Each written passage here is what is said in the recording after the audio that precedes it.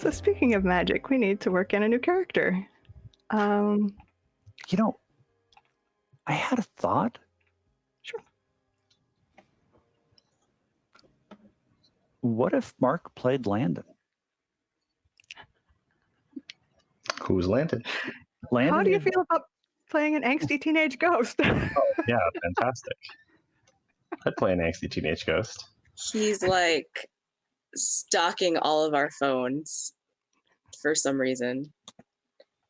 Let's tell me about Landon. Besides him being the 13-year-old incel. Yeah, Onyx, tell us about Landon. Yeah. He and Onyx dated for like, what is it, 6 months?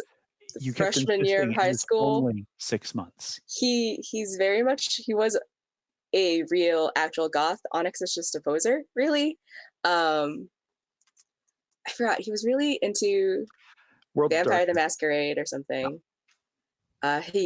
His ghosty name that he writes in blood on things is Orath, which I think we have in the Keeper somewhere. That's an amazing picture. What else do we know about Landon? He likes to send text messages from 666 that just say, I want you, and he will go through your contacts and send that to other people who you probably don't want to receive messages that say, I want you, over and over again. Just as like a way of picking the worst person to communicate with. Yeah. Oh, and I think we said that he felt threatened / intimidated by Tamara, who is another one of our NPCs that we sort of all have. I think Bethany, you played her at one point, maybe. Yeah, I did. Yeah. So should I do like a? So on those like relationship questions, should I choose one for Tamara? You think? Oh yeah, maybe. Why am I threatened? Why do we know why Landon feels threatened by them or no? I think everybody. We have ideas. Why? I mean, she was a beauty queen. Yeah. In high school, so it might just be that. And she was super nice to everybody, which is like even more intimidating because she was like actually nice, not like the fake kind of mean girl nice that popular girls are sometimes have. So, like, I see 2 people have confessed love or crushes on Tamara and is getting married to Jason but having doubts. Yeah. I don't think any established relationship prior to the last session remain established. We kind of broke everything. Yeah, that's fair.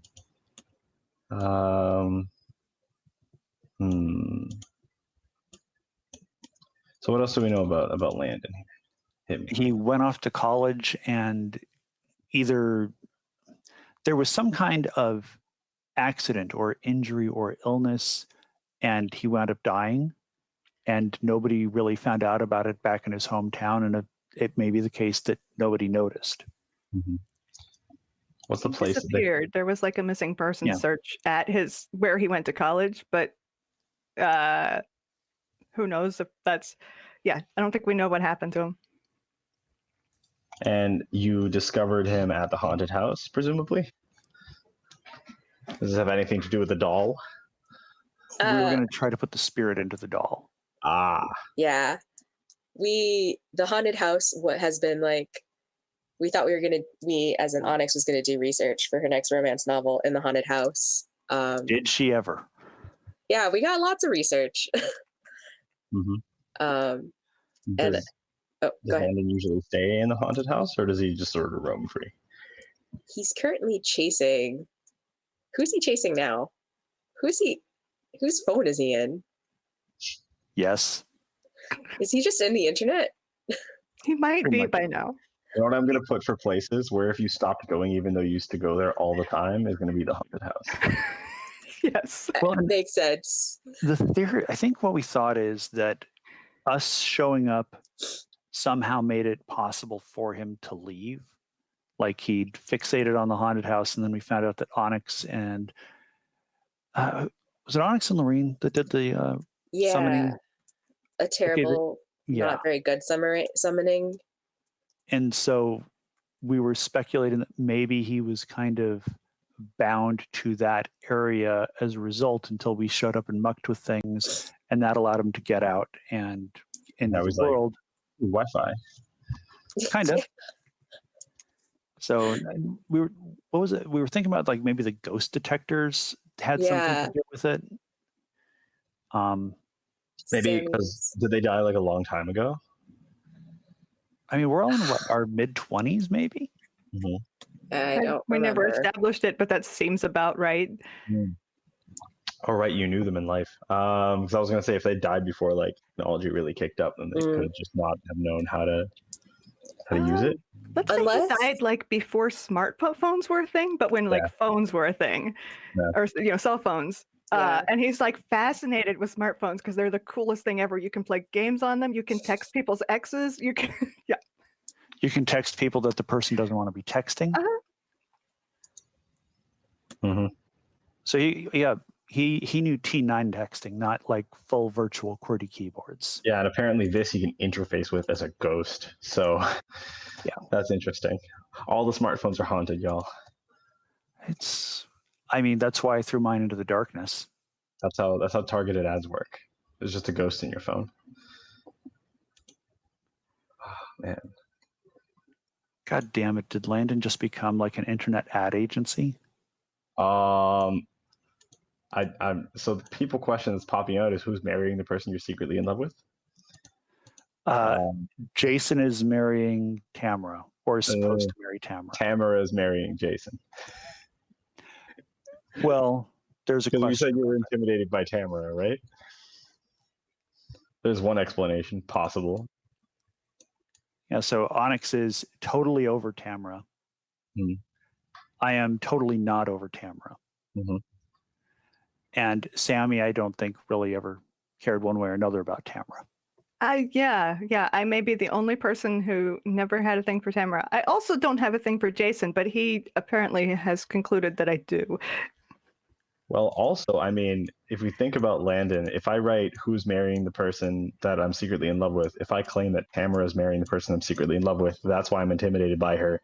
And also, or I'll text to Jason from Mia's phone. You're right. Yes. So are you saying Landon's into Jason? Yes. Okay. That's just. I mean, we've established that Jason's like, a flannel wearing, bearded, espresso shot pulling himbo. So, I mean, he's nice. It's not like he's a bad person or anything. He's just not very there. There's not much there. I mean, but he can pull a good shot. Landon physically not there, so maybe there's something there. Have I ever seen Landon on screen, heard a voice or a tone or anything besides "I want you" over text? Not since he disappeared. Okay, interesting. So now I need a thing from the thing list, right? Yeah, and you can add things or places or people to that list.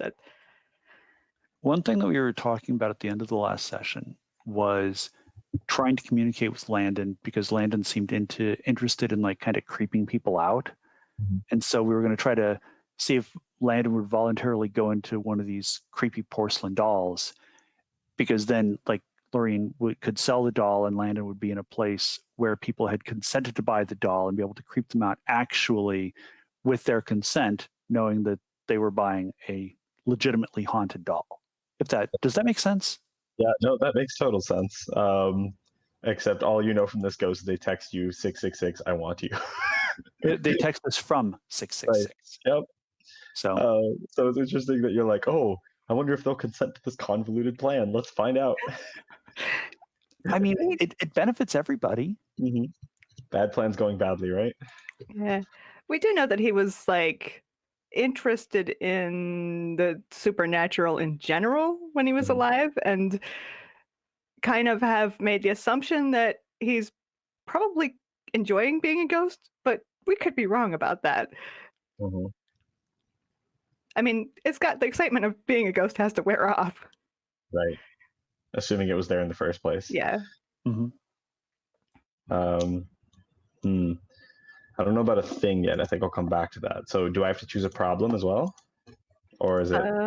Yeah. Actually, let's see. I don't know. if any of these problems fit. I'm looking through the B list because I don't think it'd be A list.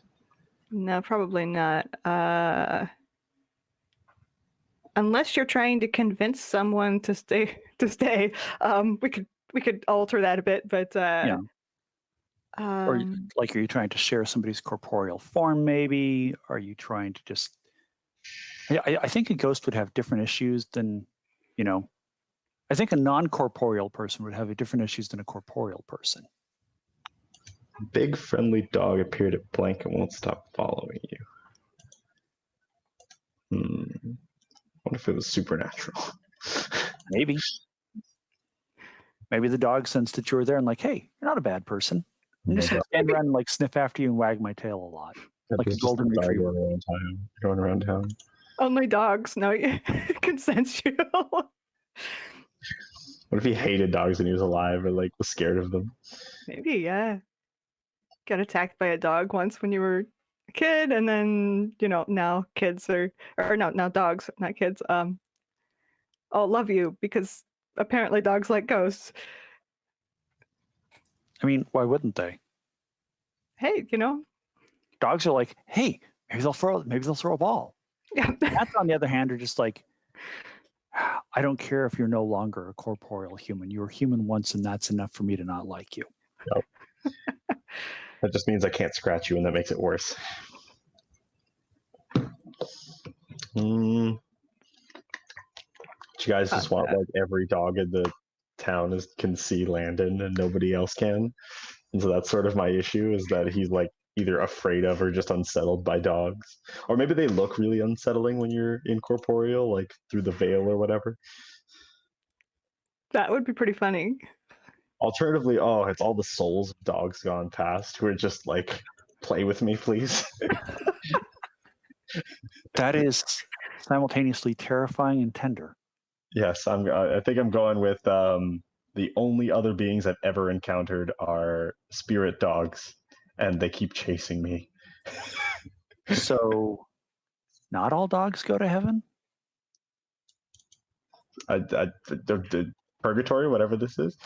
Alternatively, I could be in love with Tamara and trying to possess Jason. I think I like that one, actually. Jason's marrying the person I'm secretly in love with. Tamara, I want to possess him in order to marry her instead. And I'm jumping from phone to phone because it's one of the ways to get away from all the spirit dogs. Imagine just being a dog that, like, was forever going to be in the same state, doesn't need to eat or sleep, and just wants to play all the time, and has not encountered, and finally encounters a humanoid being.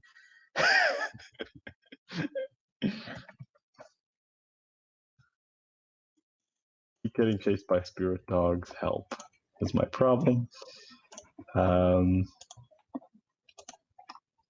They want me to throw all the ghost sticks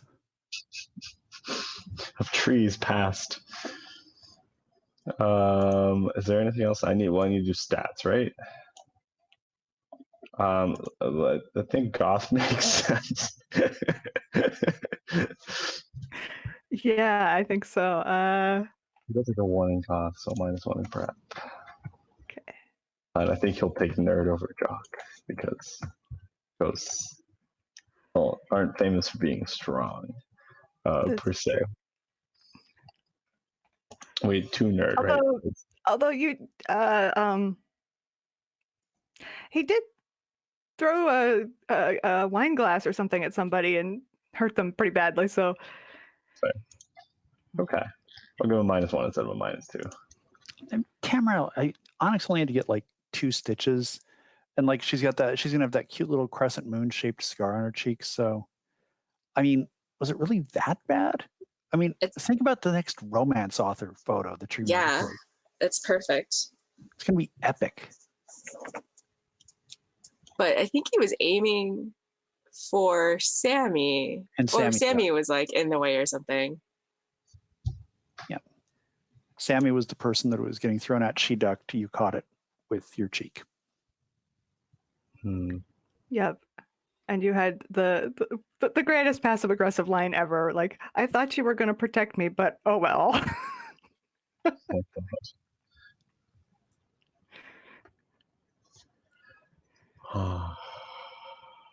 I'm blanking on what a thing for me would be right now. Okay. I mean, it could be the haunted house itself, I guess. Oh, that's your place, isn't it? That's my place. Yeah, there's a place that I let's used to go see. to, but I no longer go to because I'm too busy phone hopping to get away from all these dang dogs. I mean, a phone could be your thing, I guess. A specific That's fair. phone. The internet itself. I just got to say that's such a great thing. Like phone hopping to get away from ghost dogs. Mm-hmm. That's so perfectly in keeping with the existing tone. Oh God, maybe I died with a ball in my hand, and so it's like stuck to my hand, and I can't throw. So what you're saying really is that this is now ghost dog hell. Because no. here's a It's human hell that for can me. see the ghost dogs with a ball in their hand, and the human never throws it. Yeah, this is where bad dogs go. Oh, okay. A ball that I died with, a tennis ball that I died with, that I can never throw. And you can't drop. Yep, we're dropped.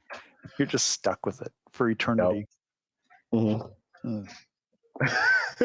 Just have to like one-handed texting all the time. I know, right? I just imagine that's awful. Mm-hmm. Oh God. All right. Well, I'm landing now. Let's see how this goes.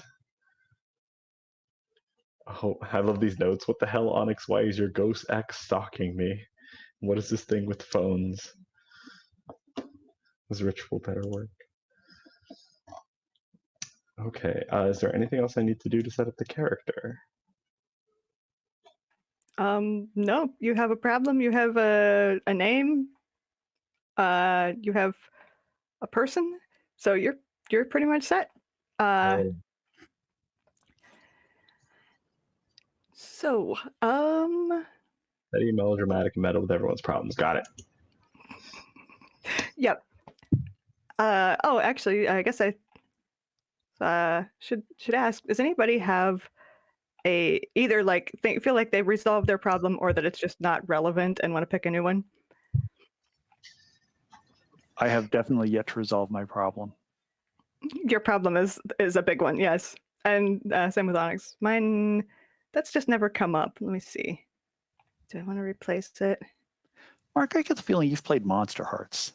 I have not played Monster Hearts.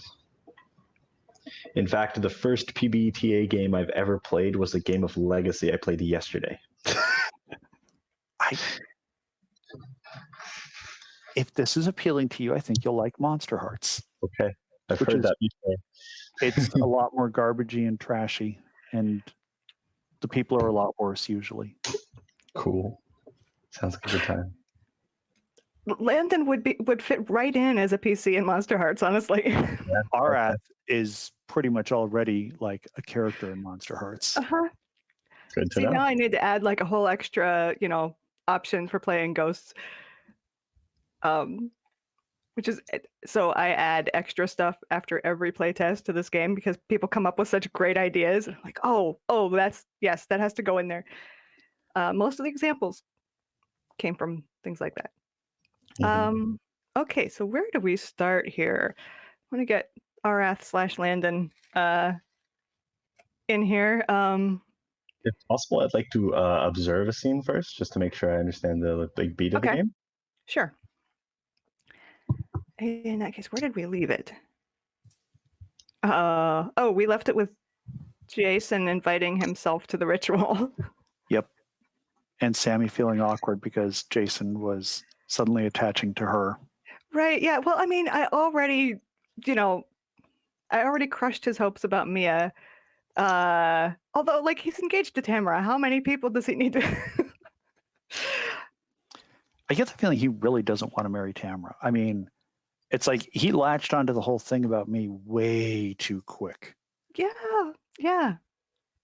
So, maybe all of the like PDA was for show with Tamara. or trying to Um, convince himself that he was like yeah. really in love with her. Yeah. So now he just keeps latching on to people. But anyway, yes. So he just invited himself to the ritual. We haven't started like that yet. The ritual. This was like So mid-morning, midday when yeah, that cut off. And the rituals to put Landon in a doll. I think the ritual is to like. I'm not sure. Like I think that was one of the options. It might just be to like communicate with Landon and find out what he wants. Yeah. Not really sure.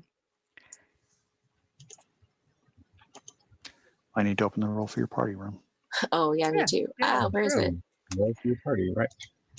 I was going to ask where we roll. Reference, isn't it? Under the first Useful links. tab. First tab, yeah, all the way down there. Cool. Dice roller. Oh, that's a nice roll I ended up with last, apparently. And what an absolutely perfect name for the dice rolling room. Notably amused quail. It's a good one. And that's not even one I like got once and decided to save because it was, a perfect name for something. I've done that before. Right, okay. So where shall we start? Does anybody have a thing that they want to do during the day before this ritual? What I would like to see is Sammy interacting with Onyx to kind of like say, so this just happened. Now what? That's a good idea. Getting romantic advice from your friendly local romance novelist. Who would know better? I can't even remember what happened. So, the last thing we saw Onyx was the whole Laureen thing. Okay. Yep. Okay. And also, all of our phones are now broken, so we just have to like keep going to find each other. Yeah. Luckily, it's a small town. Yeah. Wait, and have you destroyed all your phones? Landed, destroyed all on fire. Also, this would be a great time to introduce Charlie. Oh, yes. It would. Charlie is a penguin. Okay. We have no idea why Sammy has a penguin and how that's legal, but Sammy has a pet penguin who rides around. On the Google forum is Anonymous Penguin, which is just Awesome. just saying. Oh, yep. Someone sure is. So it's not me. Not me. I don't know who it is. Oh, unless it's my other Google account. That's possible. If you don't see it, it's you. It is not me. I think it's me.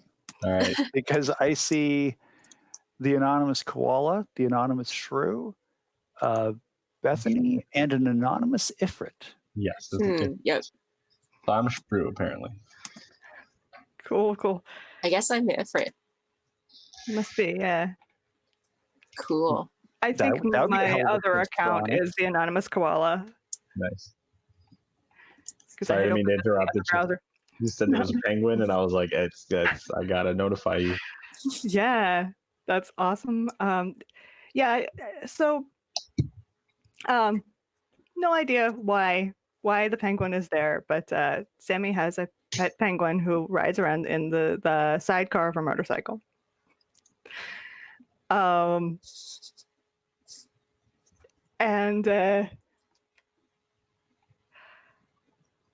And he's in it when I think Onyx had said she was going to go search through her basement for old yearbooks. Yeah. And or something else. I don't remember what. I think it was. Oh, and I was going to look for a description of the ritual to see if I'd like written down what Lorraine and I had done ages ago under the influence of a lot of illegal bottles of wine. Yep.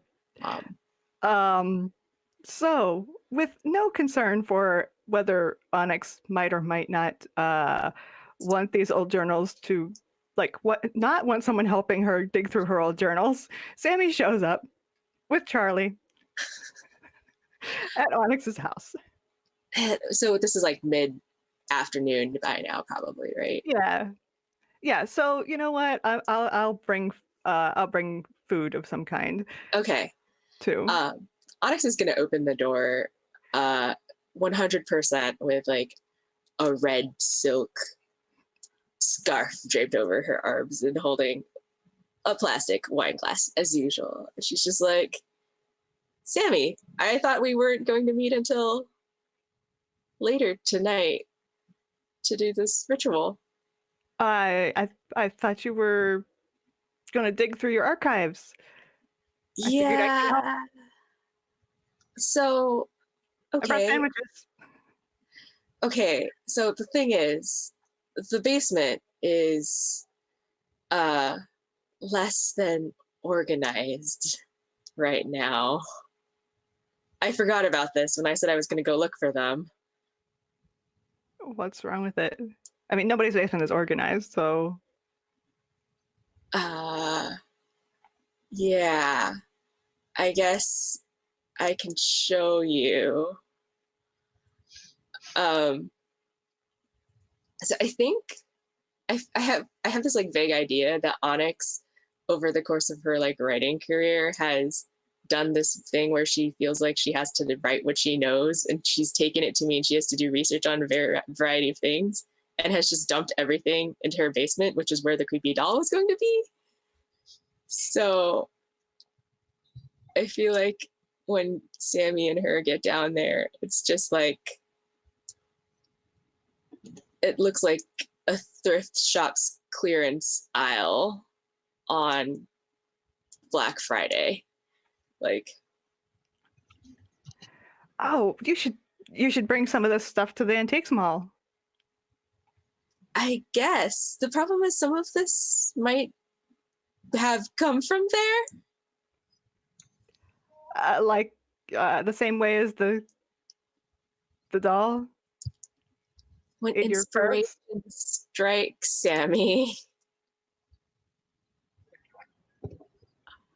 But I mean, I think the pile of notebooks from, high school is over in that back corner underneath the weird mannequin. Okay, I like this. The mannequin is. What's weird about the mannequin? I'm imagining it's like one of those artists' mannequins that you can like change their poses, but it's like life size. That thing's a little bit creepy. Okay. It was. What's its current pose? Oh, what's its current pose? It's got like the hand on the forehead, dramatic swoon. It was for a cover she was trying to illustrate. Perfect. So walk over and kind of pick it up, move it in what looks like almost like a dance move with the mannequin, which is probably a little disturbing. You like drop it like the yeah. In fact, like I think I realized that it looks like that, and go ahead and do like the dip thing and set it up, and start going through this pile of notebooks / whatever else is in this pile. And Onyx is probably like just watching Sammy go through her notes and being like, so did you just come over here to help me look through my high school journals? Well, I figured we could find them. No, look, Jason thinks that I'm into him, and it's weird, and I don't know what to do about it, but he's apparently coming to the ritual tonight. Tamara's coming to the ritual tonight also. Yeah, I know. That's also Jason? You? No, that's the thing. So Jason was waiting at my house when I got home, and he wanted to know about all those texts from Mia. Understandably, he couldn't get a hold of her, so he couldn't get a hold of me on my phone, so he came to see me. And I told him that no, Mia didn't send them. Don't worry about it. It's just like somebody hacked her phone. And he seemed disappointed. And then he seemed to think that I meant something else by that. Also, he's maybe not quite as in love with Tamara as he looks like he is. There's trouble in paradise, apparently, but this is good for Mia if it's not good for you. I mean, I don't care one way or the other, except that I don't know. He's just the world's fastest rebounder, I guess. Yeah. It would seem that way. I mean, if you don't care one way or the other, give it a shot. I mean, I don't care one way or the other if Jason and Tamara get married. I don't. I do have opinions. I see. I guess you're right. On that. I can't just write you into this next story, though. You have to admit, Jason does make a good barista. He is, and he's a good friend. But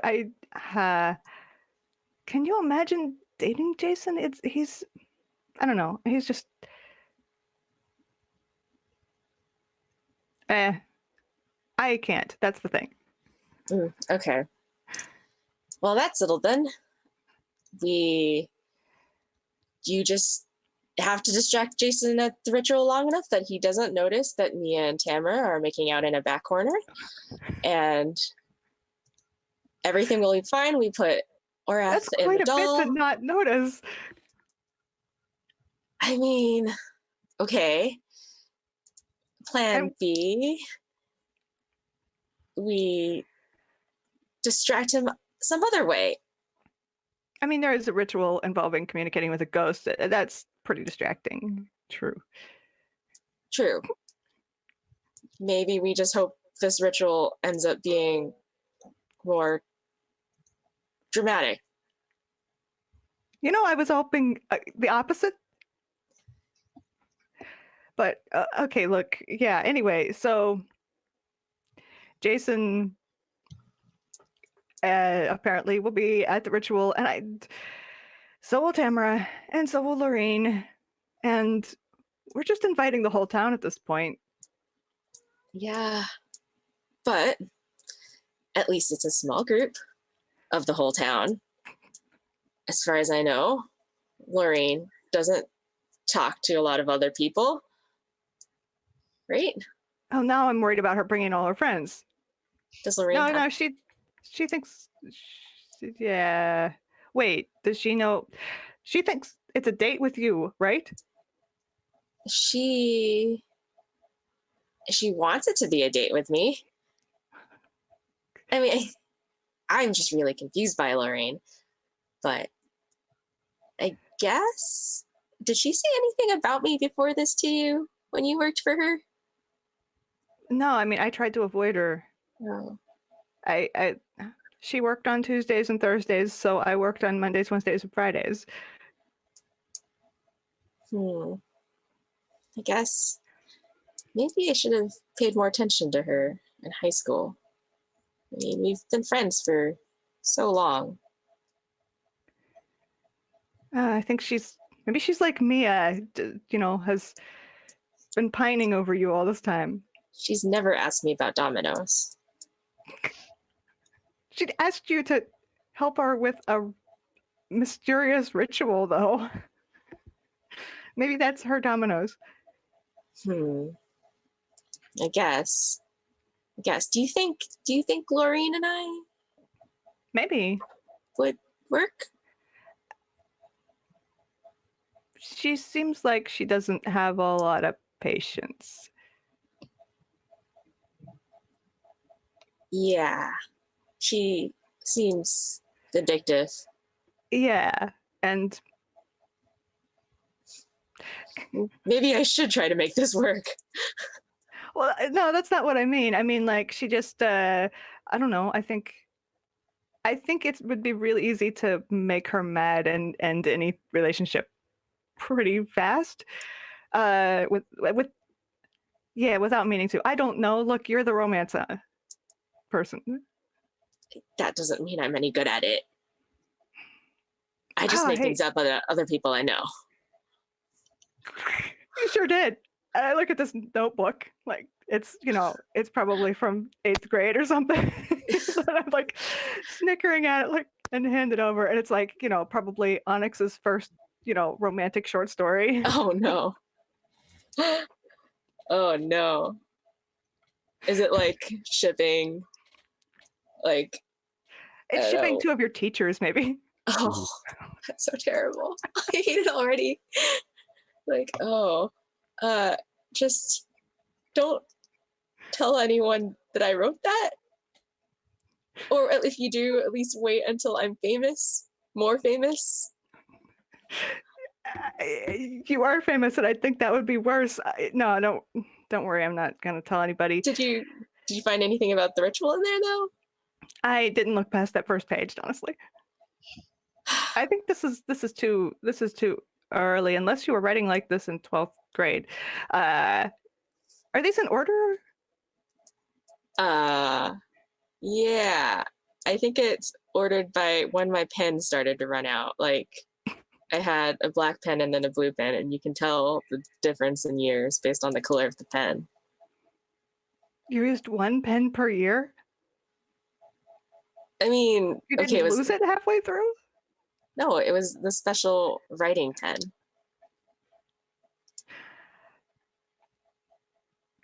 Let me guess, you still have those in a bin somewhere.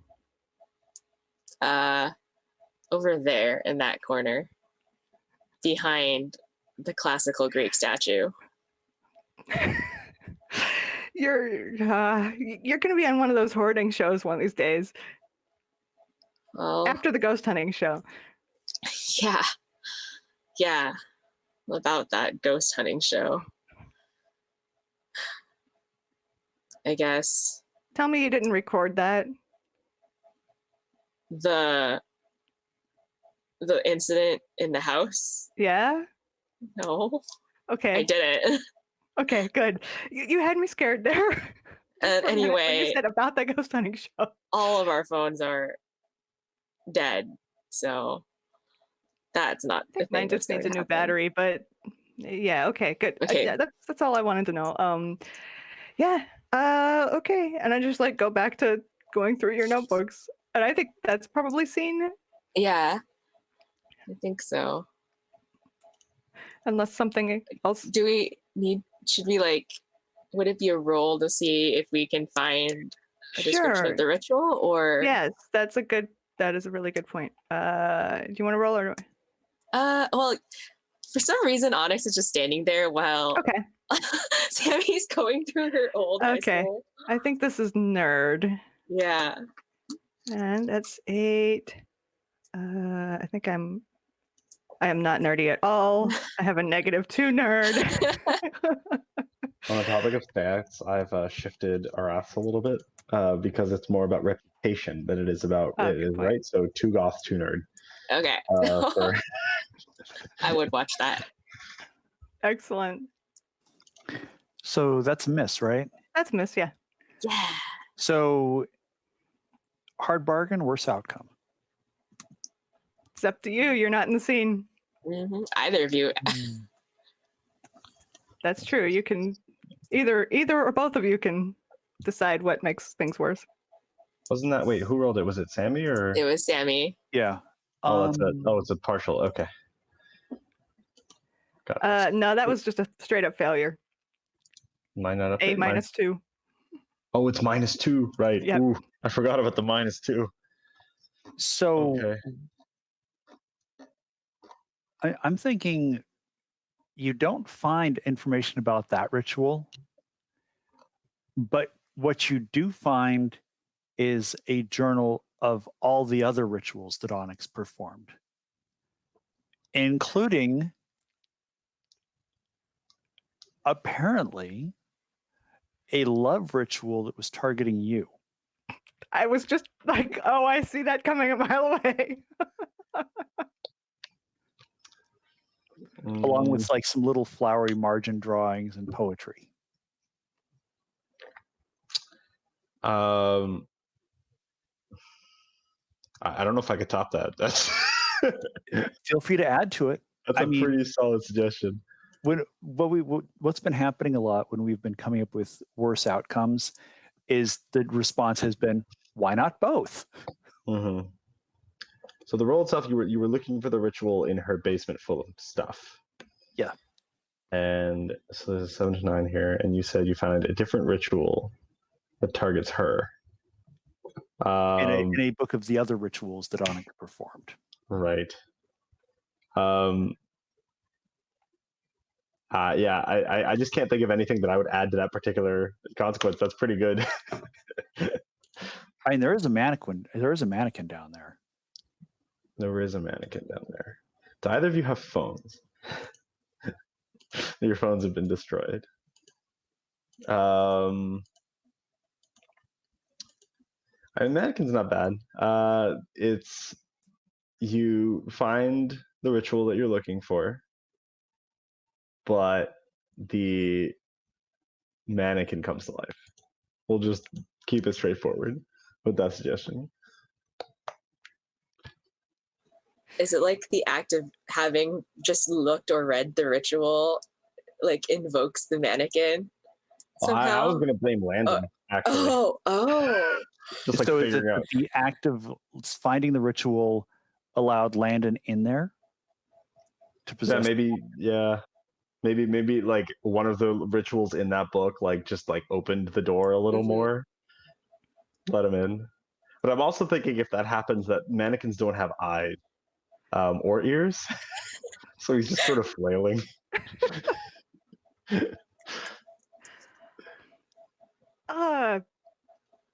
Yeah, so I found first I find that ritual, or first I find the love spell targeting me, and then as I'm about to hand it, like ask, I think maybe Onyx, did you write this or did Lorraine?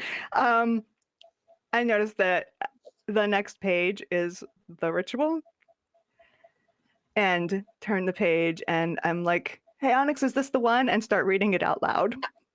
And I was just like, wait, yes, that sounds right. But also, you're not supposed to read these things unless you have like a circle. Then a crash from behind you, like as the mannequin starts flailing, like topples the Greek statue and just starts. I think Onyx just like spins around and is like, oh no. That's not. Is that Charlie? No, Charlie's Charlie's in your bathtub. Makes sense. Is it? It's not animatronic, is it? Like it's not supposed to do that, is it? Another crash. No, it's just for like posing and then drawing because life models are hard to find here. She like, I think Onyx like grabs that notebook. Certainly posing now, and I'm like backing toward the basement stairs. I think you hear like a tapping sound around the corner, and then you see it like crawling on the floor, like feeling its way forward because it's like just trying to get the hang of this. And like, so creepy question for you. Mm-hmm. Does it actually have articulable elbows and knees, or are we dealing with like those arms that just point out at weird angles? And like, I think it's. Oh, go ahead. I was like, I think since it's like an artist posing thing, it has elbows and knees. But it's a life-size one. And can't those joints bend in any direction technically, or are they fixed for specific normal motion? Like, can they twist in really weird ways that humans can't? I haven't played with one enough. I think it's more fun to say that this one can do that it can in really weird, awkward, uncomfortable ways. That's part of the flailing, is because like this isn't what I remember being in a body like at all. And it's just like trying to Because I think what Landon was trying to do is figure out how to interact with the world more and just trying to possess like a body. And he's like, oh look, something vaguely humanoid shaped, and like fell into it and can't see or hear, and also limbs twist in weird ways. Oh. Yeah, Trying to get his bearings. so you're probably like you're crawling, but you're backwards. You're like crab walking almost, except like you Oh, God. can do it better than a human would because your arms actually go that way. And the head's like twisted around so it's upright.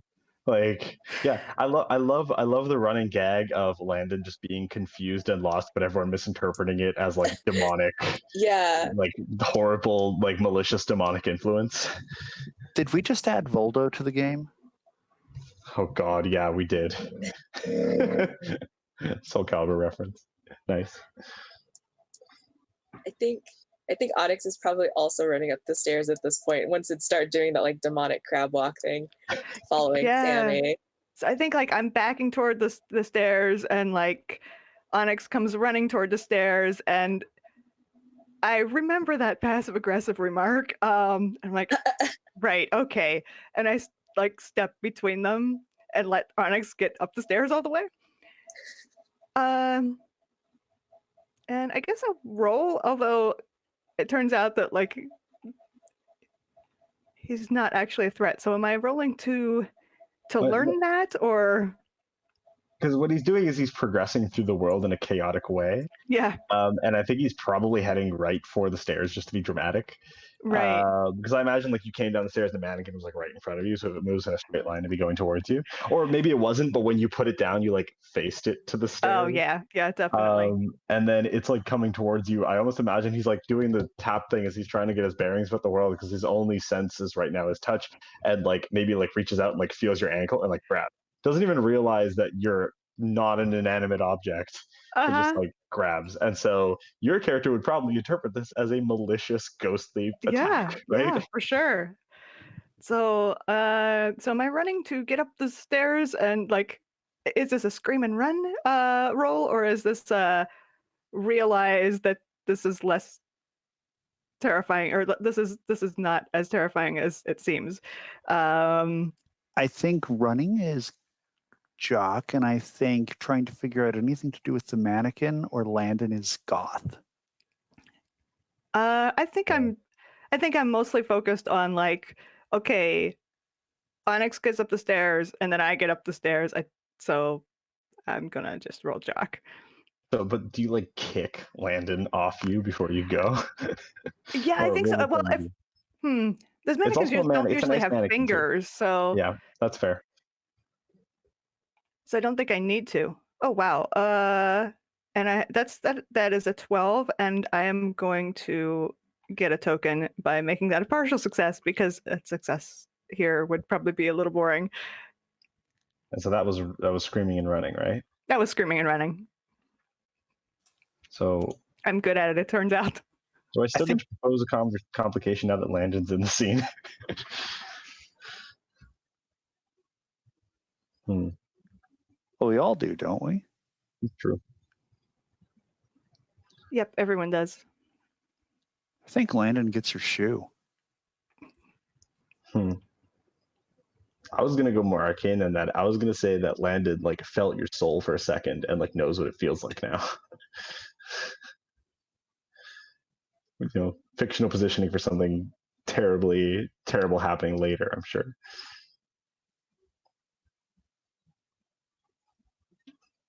Maria, any ideas? I'm thinking, I was like, someone shows up, but I can't decide if it's Charlie or Lorene. Or someone else. Charlie carrying Lorene, or other way around, sorry. Who would be the worst person to show up for Sammy? Easy. Jason. I was going to say Jason. Yeah. Oh, yeah. Yeah, Jason shows up. That's the complication. Okay. I think I like the getting like, getting a feel / taste, I don't know, for my soul thing, because that's just incredibly creepy and sets things up for pain later, I'm sure. So I think what would this feel like? Is this a thing that I would even notice? Is it? Because what I imagine is like he hasn't made physical contact through proxy by anything with anyone. Just throwing things at people, and well, I mean, you've Yeah. been in phones that people were holding, but That's fair. But and I think car radios. this is different because he's not like focusing on like performing a specific task. He's just trying to interact with the world, and he's like, so I imagine when it like touches your like chin or whatever, like it freezes because he's like, oh, what's the like he wasn't expecting that to happen. It's like a simultaneous freezing from both sides, and then scream and run. Maybe a shiver goes down your spine, and if he wasn't a mannequin, a shimmer would go down his. And then I think the mannequin just like collapses. I think he leaves it. But that would still be very terrifying if it touched your leg, then freezed, and then dropped. You're like, am I possessed now? Yeah. Scream, run. Onyx is already at the top of the stairs, opening the door. Like, we both get out and like slam the door shut. Look around for a kitchen chair, wedge it under the doorknob. Drag something else in front. Is anyone else home? No, I don't think so. I think Onyx lives alone.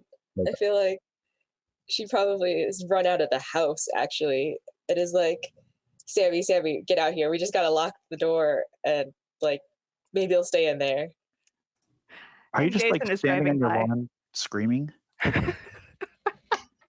Maybe.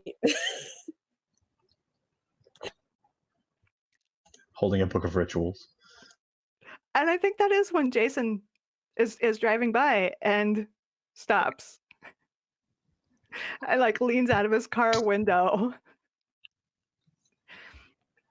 Does someone want to play on or not Onyx? Jason, since I'm already in the scene. I can at least do it this time. Okay. I'm thinking it might be awkward to have Mark do it because Landon is going to be interacting a lot with Jason. Yeah, true. I think you interact the least with him, except for glaring and trying, hoping he dies.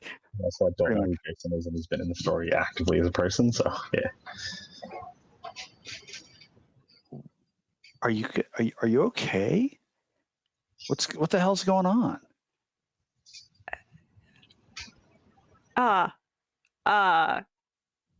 mean, Onyx is out here on the lawn screaming like she's just like I'd seen something like a ghost or something like that. I mean, and you came running out of her house and like you seem freaked out. Yeah. All right. Okay. You're gonna think we're both crazy, but you mean more than I already do? You know that thing that we are supposed to, that I said we were going to tonight, and you wanted to come? Yeah. It's cool. Kind of about this. I don't. Shit, did we just already do it? I don't even understand what you're talking about right now. It's more Onyx. Calm down. Are you talking about the thing that you and I were going to do, or the thing that that apparently everyone in town is going to do? You didn't tell me everybody in town was going to be there. No, I thought it was the two of us. What? No. I'm sorry. I didn't mean to imply that. No, I said I was going. Anyway, the thing we're going to do tonight is a ritual to fix a haunting, I guess. Like Ghostbusters? Yes. Like Ghostbusters. We're going to be Ghostbusters tonight. That's perfect. That's it. Do I get a proton pack? No, you get a ghost detector that doesn't really work. But do you have your phone, Jason? Who doesn't have a phone these days? Can I borrow that real quick? What's wrong with your phone? There was an accident and it doesn't work right now. Okay. Okay. And Onyx will take Jason's phone and text 666 on it. And what does I think you need to roll goth. Oh, I have to roll goth? Okay. To use his phone and text 666, I think that's a goth roll. Oh, it's not just like texting Landon? I think this is specifically a player versus player role. Oh, so it's me versus... Since Landon is the target. Oh, so you want an opposed roll? It doesn't need to be opposed. Okay. I was just going to see if Landon would respond to 666 or do something. I mean, the question is, have you guys been consistently texting 666 before and it's been going through? One time I texted 666. It set my phone on fire. I think the goth is, are you able to get through to purgatory or whatever without it bouncing, your phone catching fire, or some other thing going on? Because this all seems to be like Landon. What I want to express is you guys might be thinking like, oh my God, you just have to do this so carefully to make sure it's perfect. Landon has no idea what he's doing. This is super weird and strange, and he doesn't know how to control all these powers, and so there's a chance this will just go sideways. I have to remember what my goth is. It's like -1 or something. Yeah, -1. All right. Yeah, because you're a poser goth. God, that was a 3. -1 is a 2. I say, really? Yeah, roll for my party. It like switched the numbers, so like the dice are different now. So you rolled 2? A 2 total. Okay. I think this time target PC's player decide what happens, right? Yeah. So if this is a weird one in that, like, I don't know if it's versus Landon or if it's versus the world. Mm-hmm. What do you think? I think because it's not specifically versus Landon, it makes sense for this just to be a versus the world roll, because on a 6-, just we get to dictate what happens, right? Yeah. So somebody not involved in the scene. I'm there. So I guess that's actually would be Puckett is the least involved. So I have 2 thoughts, and they could both be true. Okay. One is that the phone straight up explodes. It doesn't catch fire. It just literally explodes in your hand. Not in a way that hurts you. Just it explodes. The other part of it is that, oh God,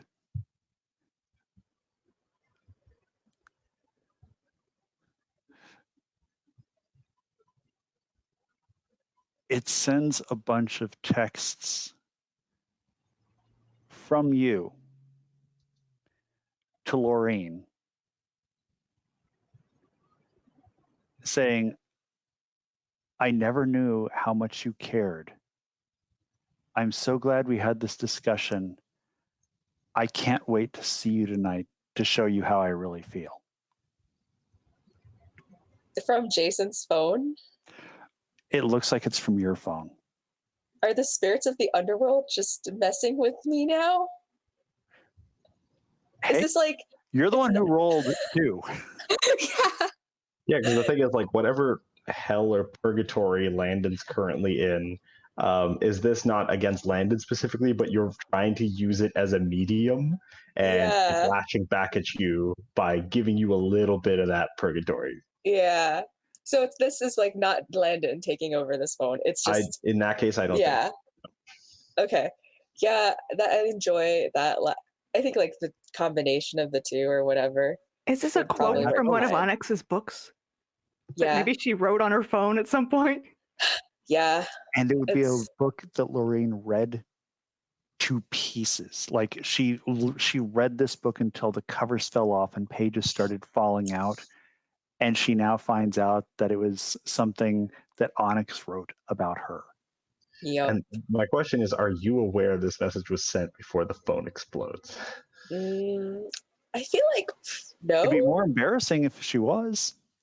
Yeah, but then I'd have to know on Jason's phone somehow that this text message was sent.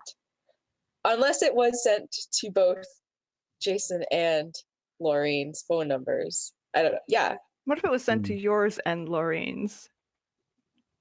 Well, yours doesn't matter because yours is melted. Yeah, what Right. if it sends to Jason's from you, and like, but you also see a recipient Laureen on it too? It's just a Yeah. group It's text. like a group chat. Group chat. It's like this really awkward group chat. It's the worst group chat ever. Yeah. Jason can't respond. It says Jason saw it, but then his phone exploded. So Laureen sees that Jason saw it, but didn't Yeah. respond. Well, Jason couldn't see it no. because she has his phone. Yeah, I know, but like the Messenger app would have notified the group chat that it's been seen. By both Jason and yeah, okay, this is great. Now Laureen is confused and probably hates me. Lovely. Why would she hate you? You Well, just if she best maybe if it was admiration like, for her and love, and but was it to her or to Jason? well, that would be confusing. Yes. What if she's jealous? Laureen jealous is a scary thing. You're talking about somebody who has literally actually haunted dolls that she sells. So yeah, but this is what happens when you ask to use somebody else's phone and roll it too. My question is, how does Jason respond to his phone exploding in Onyx's hand? What the hell, Onyx? Probably actually hell. Jason. You asked to use my phone and you exploded it? There was a chance it wasn't going to do it this time because you knew it might explode and you asked to use my phone? What the hell is wrong with you? Okay, so we thought that maybe the thing that makes phones explode was currently trapped in my basement, but apparently not. So I'm sorry. Like some kind of science experiment? Yes. You're going to buy me a new one, right? Sure. Whatever. We have some.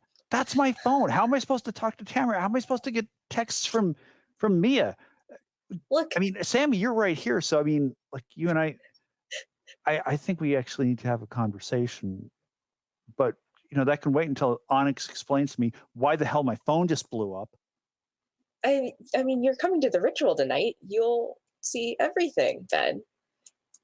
And from what I've heard, I thought that was a date. A lot of people thought a lot of things were dates that aren't real. So really, you're just one of the rest of the town right now. Don't feel special about it. Well, that's a hell of a thing to say, Onyx. Look, you're a Jason, piece of work. You ask to use my phone and then you tell me I'm not special? I mean... See if I put any care into making sure you get a perfect 25-second shot ever again. If we don't take care of whatever's happening tonight, none of us will have to deal with that problem, potentially. For all we know, the ghost likes espresso. Jesus. You blow up somebody's phone and you tell them they're not special?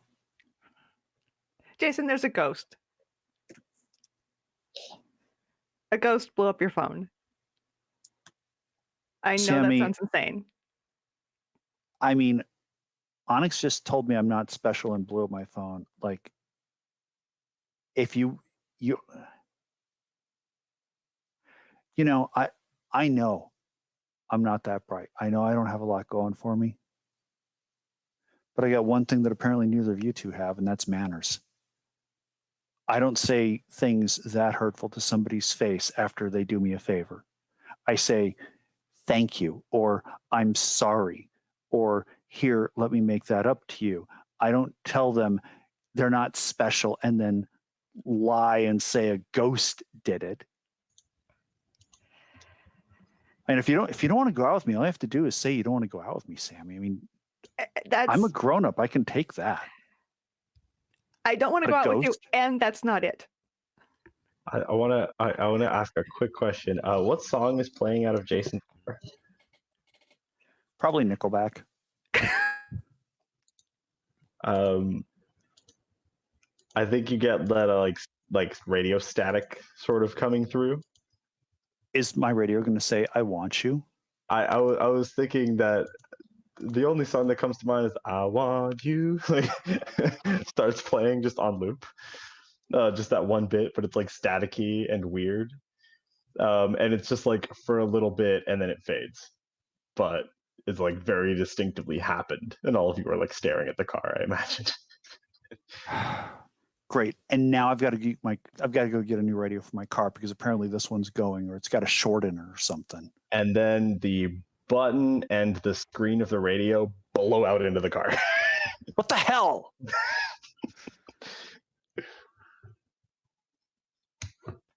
I guess the ghost doesn't like Nickelback. What's wrong with Nickelback? As I've told you several times, everything's wrong with Nickelback, but that's beside the point. Okay, so just so I want to make sure I'm up to date on current events here, Sammy.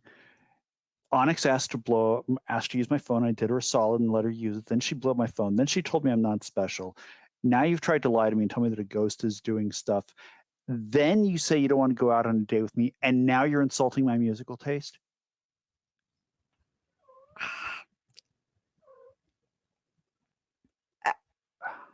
I mean, technically all those things are true, yes. But there's some context here. Whatever. Maybe I'll see you tonight. Maybe I won't. And I drive off with my smoking radio. And I love you guys thinking that the first phone thing was Landon too, because you guys just think everything supernatural is Arath doing it, right? Arath. That's true. It has not occurred to us that there could be more than one ghost. Yep. Or just like interference from a an alternate plane of existence, or yeah, exactly. Whether or not it has a consciousness of its own. It may not actually be doing anything. It's like maybe trying to text purgatory just does this. Yeah, maybe. I mean, in our defense, none of us knew that magic was real until we went to a haunted house. Lorraine knew. She knew a different magic was real. She knew the magic between you was real. I feel like Mia needs to have a scene so we can all get back at Mia. Yeah, who get back at Mia with? I'm trying it. Oh no! Oh no! Oh God! I would like to say that the oh no meter is in the orange right now. Let's see where this goes. All right. My phone explodes. I blame you three. So it's all Landon's fault. Yeah, true. All right, so what would Mia be doing? I feel like Mia would be doing something in preparation for this ritual, but I don't know what.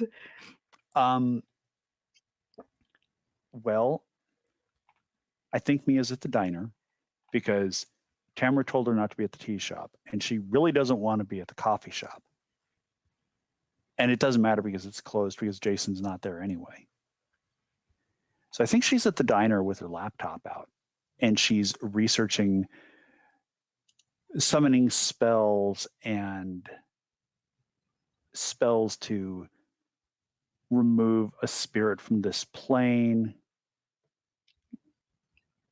Basically she's looking into she's doing research on, she's like, if you were looking over her shoulder, you'd see you're typing into the Google search window, banishing spirits, how to, in quotes, after that, minus WikiHow.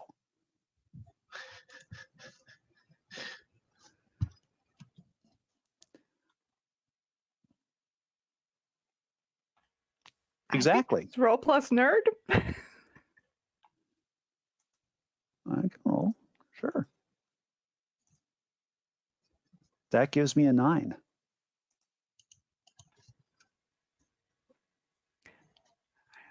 I mean, I'm thinking the complication is obviously some bad advice. Like you find all kinds of, Or good stuff. advice, but it just requires stuff that we don't have access to. Yeah.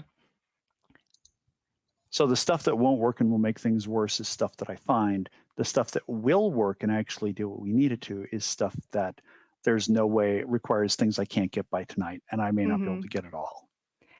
Yeah. Like, where the hell are you supposed to get a hand of glory from? The antique store. Says, yeah. So what? Okay, what?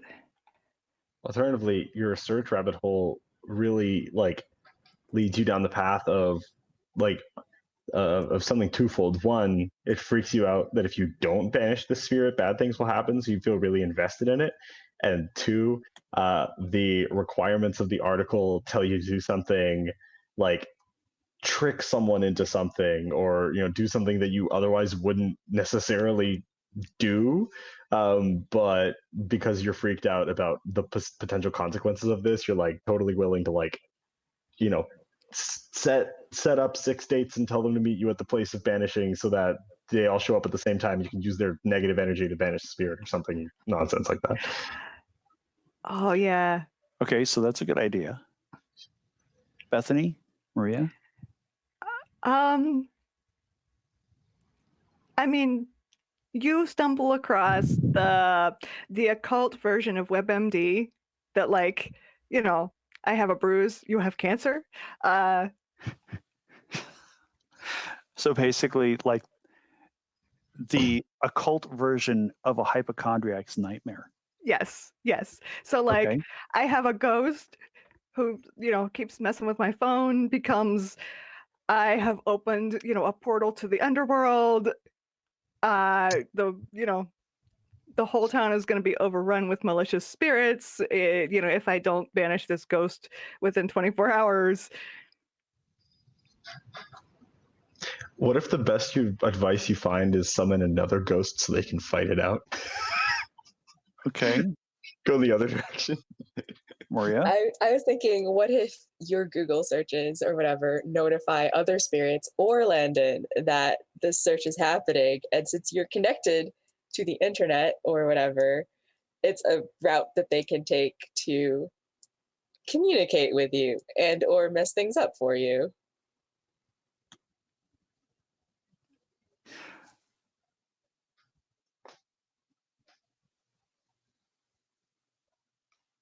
Okay, I gotta do at least 2 of these. I really like Maria's idea about other spirits using my precious laptop to mess with me, especially if it too explodes after I see these really wrong-headed banishing rituals. One of which says summon another ghost, the other one of which says, summon people, try to trick people into going on a date with you and having them meet you here.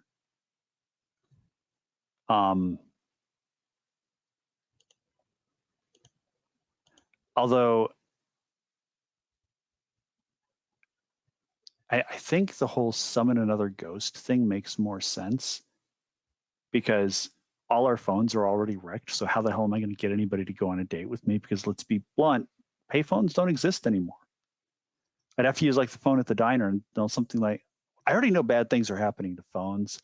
And unlike Onyx, I'm not going to put it to a scientific method test. So I'm thinking, yeah, summoning another ghost to make them fight it out seems like probably the best idea. But this is after my laptop just goes. Well, Maria, since it's your idea, what happened with it? How did the ghosts mess with me before it exploded? Or shorted out or whatever? I'm imagining it's one of those awful I forgot what they're called, but when this website you're scrolling down has a scary face just randomly pop up and then go away. Wait, is it like a pop-up window? Not, Do I just get like a bunch of Yeah, pop-up like- windows that start spamming outwards? So I Yeah. can't even get to the desktop or anything. yeah, I think that it looks like it's one of those like terrible pop-up storms, but they're all maybe they have a message or something, and then your screen goes bzz, and like is black. Like it might still work. Your computer might still work, but it's been overwhelmed by psychic energy. Yeah, it restarts and it's also updating, so it's not useful for the rest of the scene. The real ghost is Windows Update. Did anything else happen? Like, was I hearing like, that horrible automated like text to speech reader saying, I want you, I want you, I Or did want you you. hear Nickelback?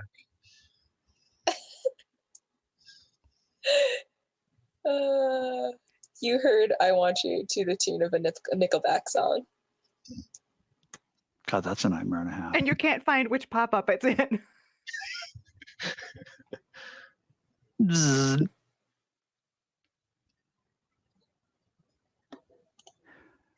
Well, I guess I have to burn my laptop now. How many people in the coffee shop suddenly look at you like, what the hell? Well, Maria, if you don't mind, I think there's a loud pop that comes from the laptop and it just starts smoking. Ooh. The keyboard starts smoking. Yeah. We hate technology at this table. I don't hate technology. I couldn't tell. Something just happened. And then just because we've established that the diner has terrible coffee, I just take the cup of coffee next to me and I pour it over the laptop. And I just leave it there and walk out. I'm not touching that thing again. It's cursed.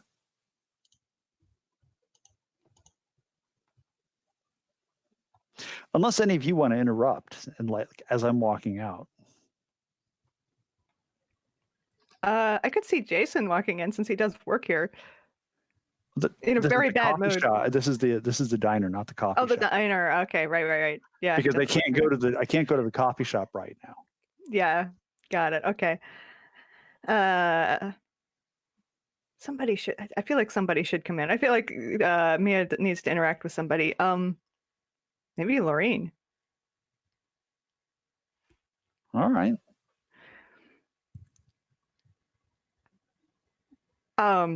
And she just comes in and like,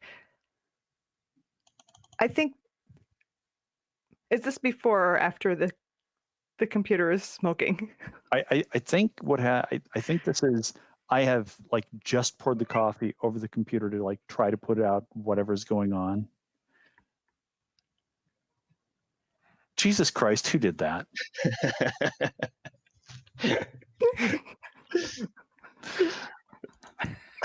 So I've left the laptop there. I didn't even close it or anything like that. I'm done. Leaving it. And I am getting up to walk out and Lorene walks in. So who wants to play Lorene? I mean, it obviously can't be Onyx.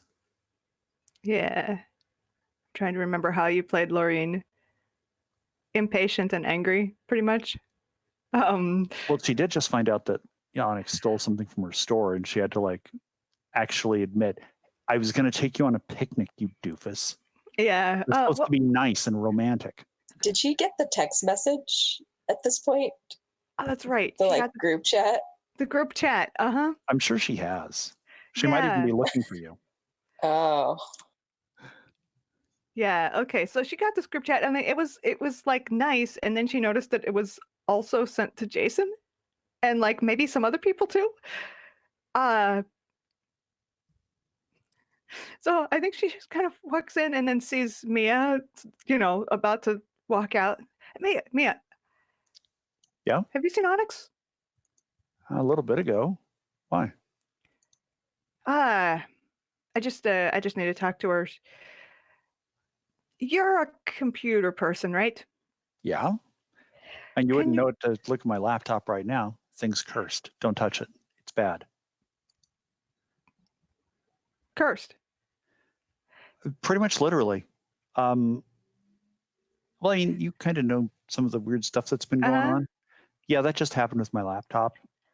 It was kind of like Did you type 6666 in the browser? No, I was looking for ways to banish, malevolent spirits, and I got, I do computer stuff, so I know a thing or Yeah. two about avoiding bad sites and having stuff pop up that shouldn't be there. Yeah, I The was just computers- about to ask you if you would please talk to Onyx about hitting reply to all. What did but- she do? Well, she sent a text that I hope was for me, but could have been for Jason. It could have been for Sammy. It could have been for I don't know Okay. there are other characters. Trevor. It could have Lorraine. been for I don't know. Like So listen, my computer's pretty locked down, and I just got hit with more pop-up windows of screaming faces from the void than I've ever been hit with anything in my life, even when I was a teenager and looking at sites that I shouldn't have been looking at. So I wouldn't rely too much on technology's kind of weird right now. So you're saying the ghost sent me this very sweet message about well, let me see the message. Are you okay with that? Is it okay if I see the message? Because Lorena and I'm never gonna know otherwise here. Yeah. Don't tell her. Never. She probably texted you with it too. Oh yeah, I am on the CC list here.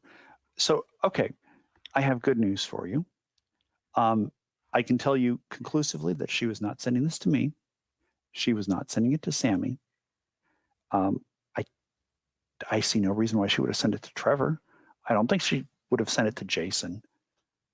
But I absolutely think that she would have sent this to you. Wait, did it also get sent to Tamara then? I think it got sent to everybody in the town.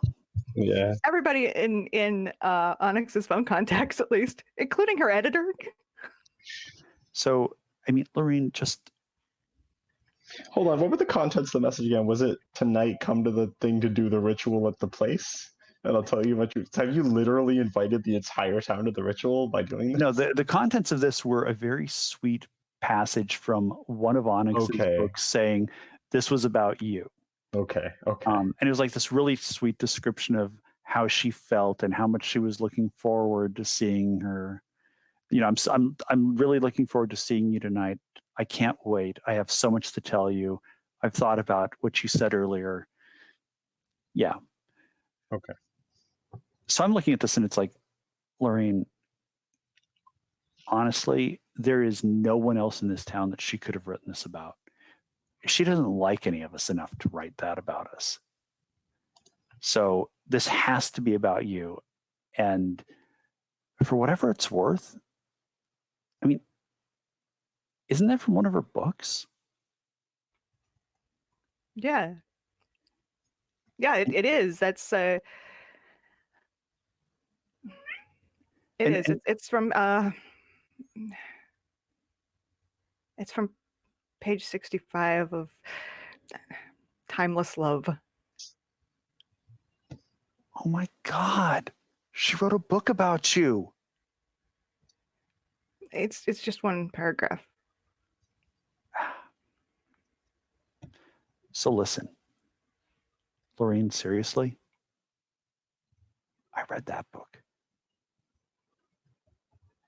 And this text message just kind of slaps everything into focus for me.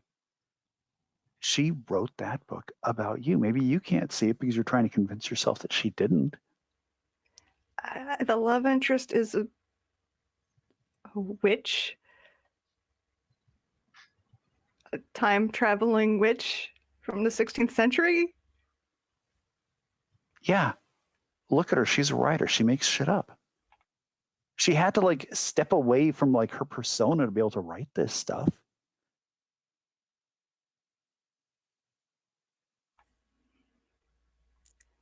Well, I mean, you're not from the 16th century, but I mean, you are kind of witchy. Yeah, I mean, you do have I all those do haunted dolls and everything, and work with old stuff. Not, I don't think I have anything from the 16th century, but nobody's ever tried to burn me at the stake, though. well, Yet. thank heavens for that. Look, I don't think You you have really to think she wrote that about me? That whole book? No way. look, you know what page that paragraph is from. I said it sounded familiar, and you told me the book and the page. Think about the Read book, it. It's a very sweet, romantic page. right? Has Onyx ever been sweet and romantic toward anyone that you know? It's got to be about you. Only in books. It's got to be about you. But that means she's also in love with somebody who's represented by a demon and a vampire, a ghost hunter.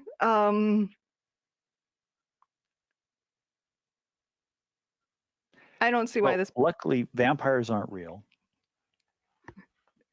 Demons might be real.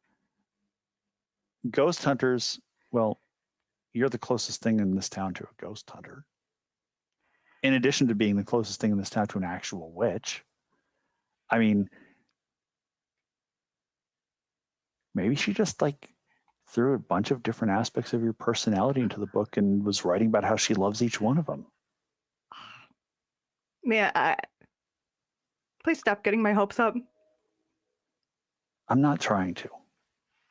But thanks. I'm just saying, I think this has been.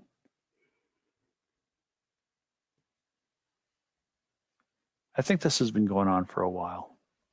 And if anything, maybe this is weirdly enough a good thing. I mean, none of us can really hide how we feel about people anymore. I mean, the ghost is just like blowing up all our spots right now. I mean, I had to have a talk with Tamara this morning to explain why there was all these texts that went to her fiance. So the ghost is secretly a romantic? maybe. All I know is that you're not the only person who's had to deal with something like this today. And in every case, we've had to be more honest about who we are and how we feel about other people. And sometimes it goes not so bad, and sometimes it goes good.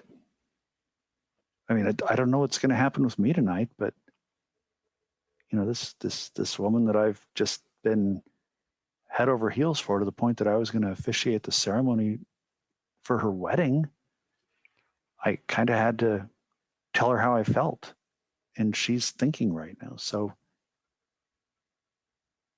maybe, weirdly enough, the ghost is kind of bringing us all some hope. Here I thought the ghost was a college kid. Apparently, the ghost is a soap opera writer. But to the best of my understanding. I mean, remember, this is somebody who dated Onyx.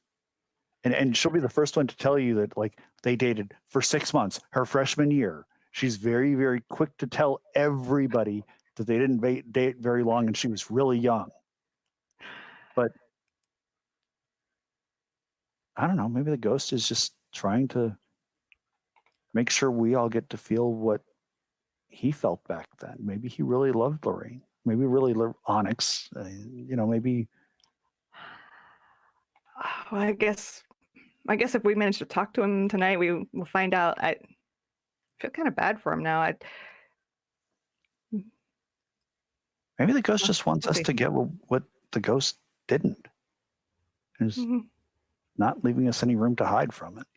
I don't know. I don't deal with ghosts. I deal with computers, and apparently not very well, based on the smoldering state of that one back there. But yeah, you should. I mean, are you just going to leave it there for them to clean up? That thing's cursed. I'm not touching it again. I poured coffee over it. I'm pretty sure the fire's out.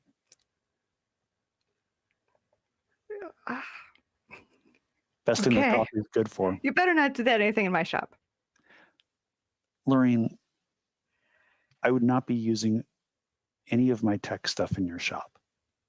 So you wouldn't have to worry about that. Nor would I pour coffee over anything in your shop. Okay. Yeah, thank you, I guess. I obviously need to talk to Onyx. A lot of people need to talk to a lot of people. This is a good thing. We're communicating, you know? Yeah. Hug? Sure, why not? Bring Gives it you the most awkward hug ever. I don't think Mia's hugged anybody in like months. So same. I think that's scene. I think so. Cool. Poor that's coming. Onyx. Poor Onyx. Yep. Poor Lorraine. There's no way any of this could go bad for anyone. Oh no, not at all. 0. I had some thoughts about like Landon's motivations.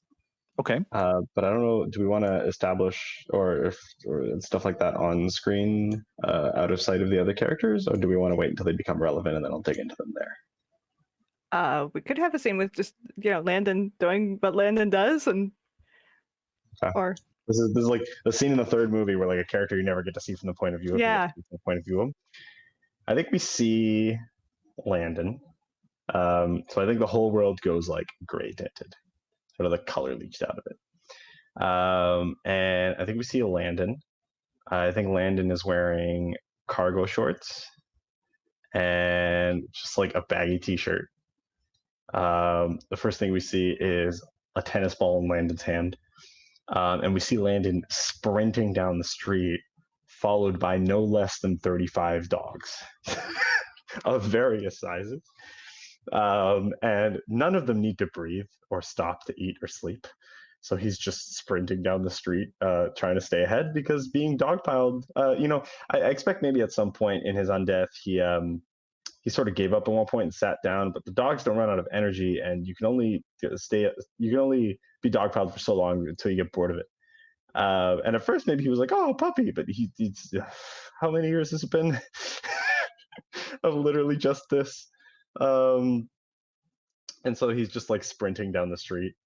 I think maybe we see him like, or like the first scene is him like getting up out of the mannequin. He's like shocked. I think he makes the motions of doing a deep breath, even though he doesn't need them. There's like an exclamation of surprise, and like looks at the hand that touched, and then he heard the barking. He was like, oh no, and then just runs.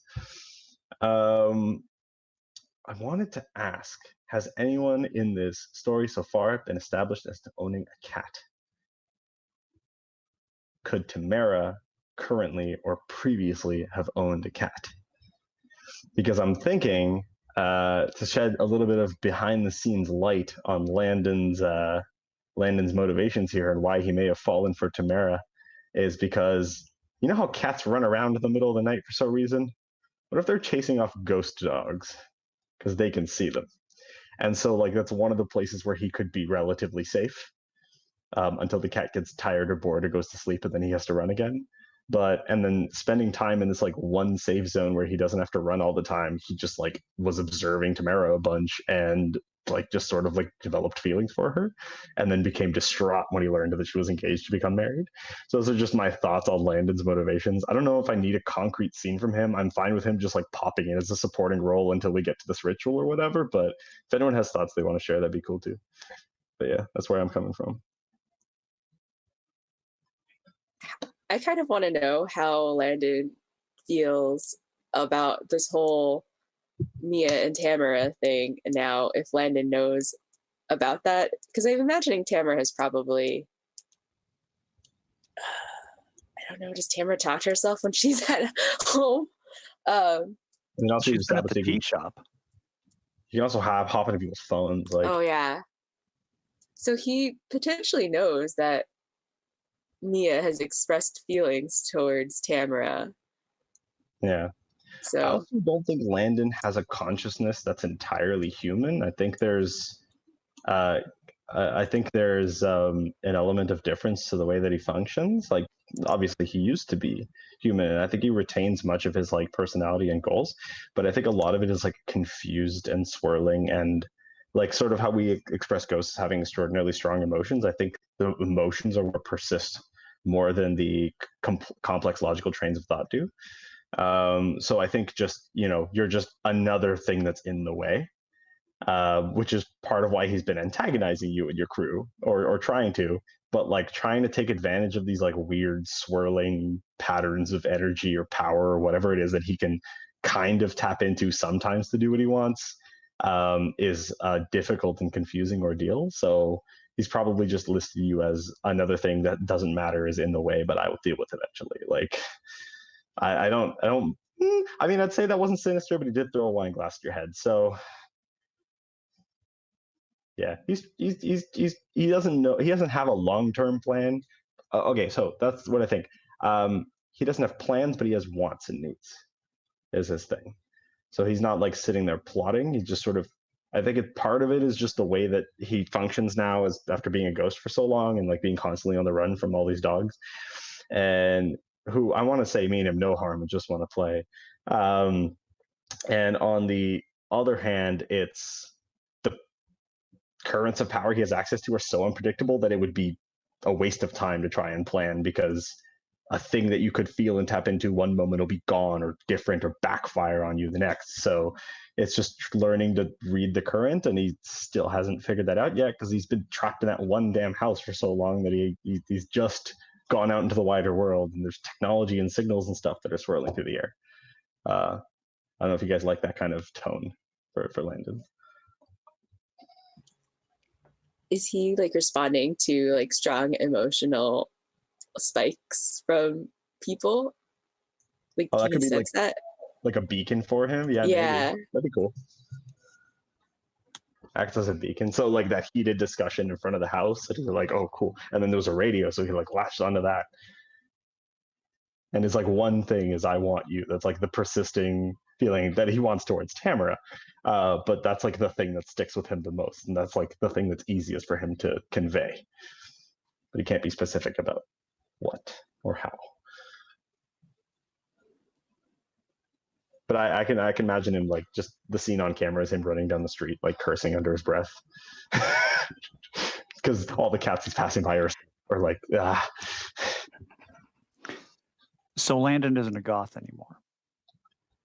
Well, yeah, but personally, I don't think he is. But we like the stats are more about your reputation, right? His reputation in the town right now is goth and nerd. That's okay.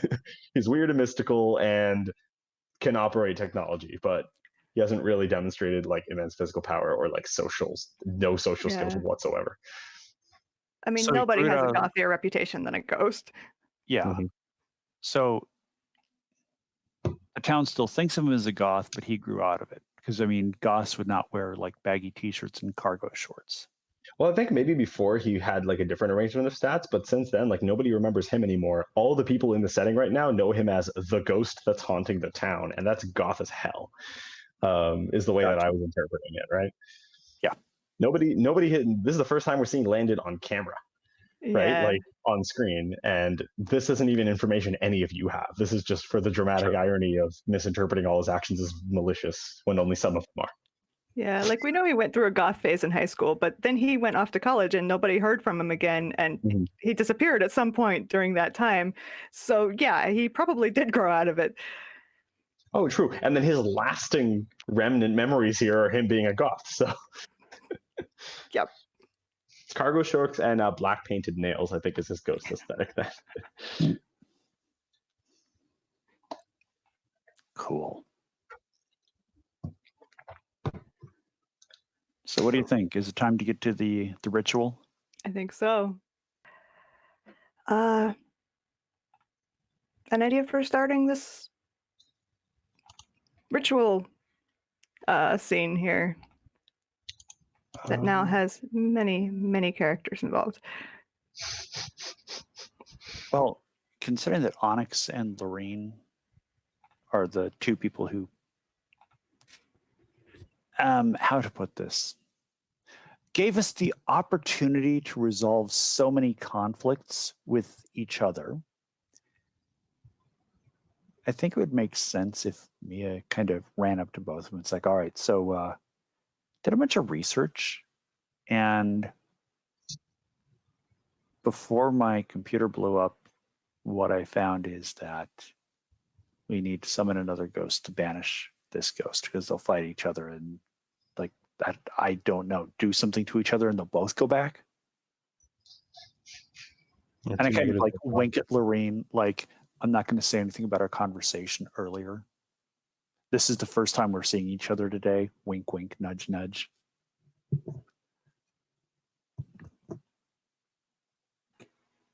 Is this like right before? Are we at the lake at this point, or are I we think just arriving to the lake? I think we're arriving and like starting to walk to wherever it is. Yeah, I think Onyx like looks at Lorraine because even I think since she like misunderstood that whole the magic is real thing, she still thinks that Lorraine is the one that was way more into this, and she's just like, I don't know, like we dealing with one ghost is hard enough.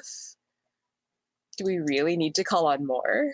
And we don't know how, like, when we first summoned the ghosts, we did that way back in high school, and we've only started seeing it now.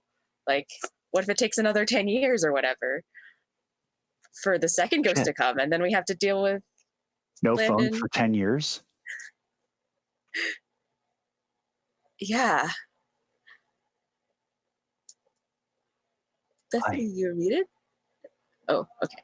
No, sorry. I thought you said something. No, I was clicking on buttons and realized I had hit my own comment as show, and yeah, never mind. I should stop fiddling around with StreamYard while I'm actually on it. Sammy, Onyx, did you find the ritual? We found it. It's effective. As in it has an effect. Well, what does the ritual do? Sammy read like the first sentence of it, and I think it helped that she was sober because the mannequin in my basement was possessed. What? Yeah. It chased us out of my basement.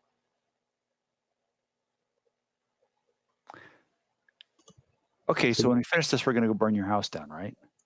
Yeah. Okay. Did Sammy feel the ghost soul touch? Or I don't think she knew what it was. I think it was like they both froze and I think Sammy would have interpreted it as like, oh my god, this touched me. That's it. okay. Well, did you find anything else useful? To be honest, Sammy did most of the looking. Okay, well, Sammy, what did you find? I mean, a whole notebook of rituals, but that's the only one. I still have it. Do you mind if I take a look at it? And I like deliberately I turn it to the page with that ritual, which means I skip I fold over the first page, and then hand it to her.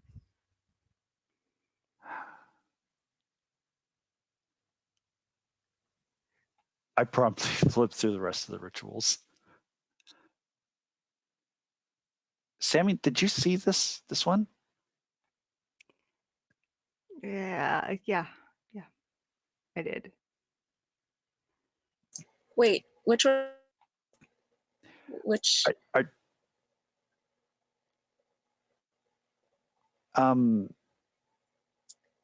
So you saw it? Yeah, and then I saw the other one and started to read it out loud, and then there was a mannequin that came to life. To be honest, that sort of put that one out of my mind. Onyx is like hopping around trying to see what he is reading.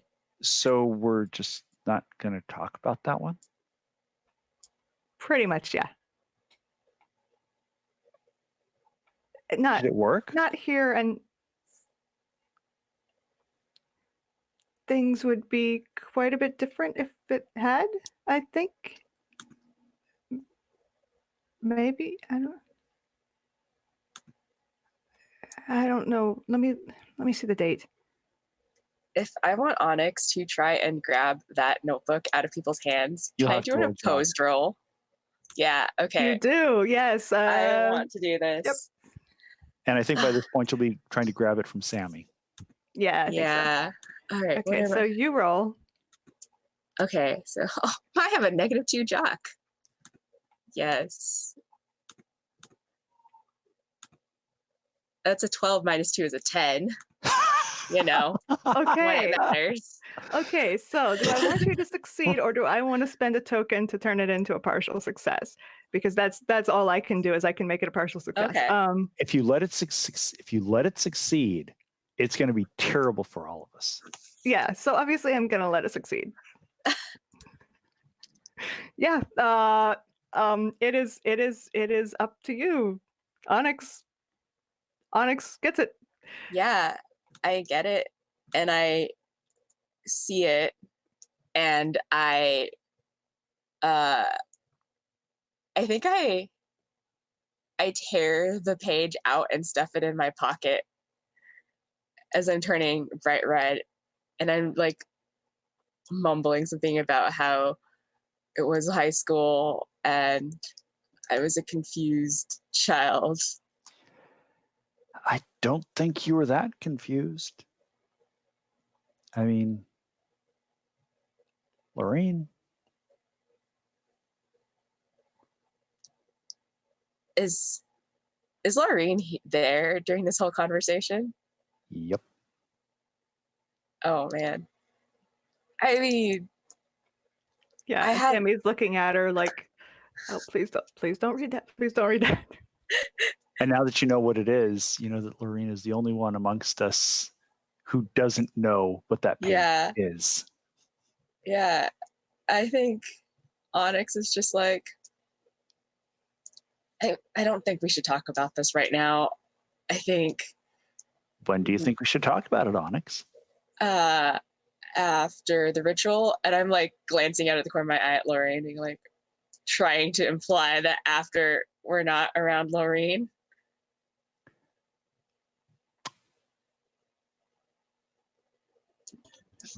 Well, maybe we should get that ritual done then. Yeah, let's do that. By the way, it might be a really good time for Tamara to show up just to take the awkward off Onyx.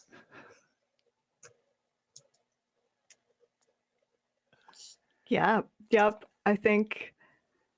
What kind of car does Tamara drive?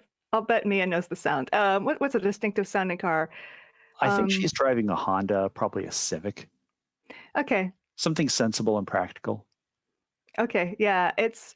But maybe there's a loose bolt or something, and it rattles a little bit. I think the engine has a kind of high pitched whine to it, like okay. You hear it winding up like. Because like I think Mia hears that sound and recognizes it immediately, right? Yeah, and I just kind of like, oh God, I hope this doesn't go badly. I hope this doesn't go badly. I hope this doesn't go badly.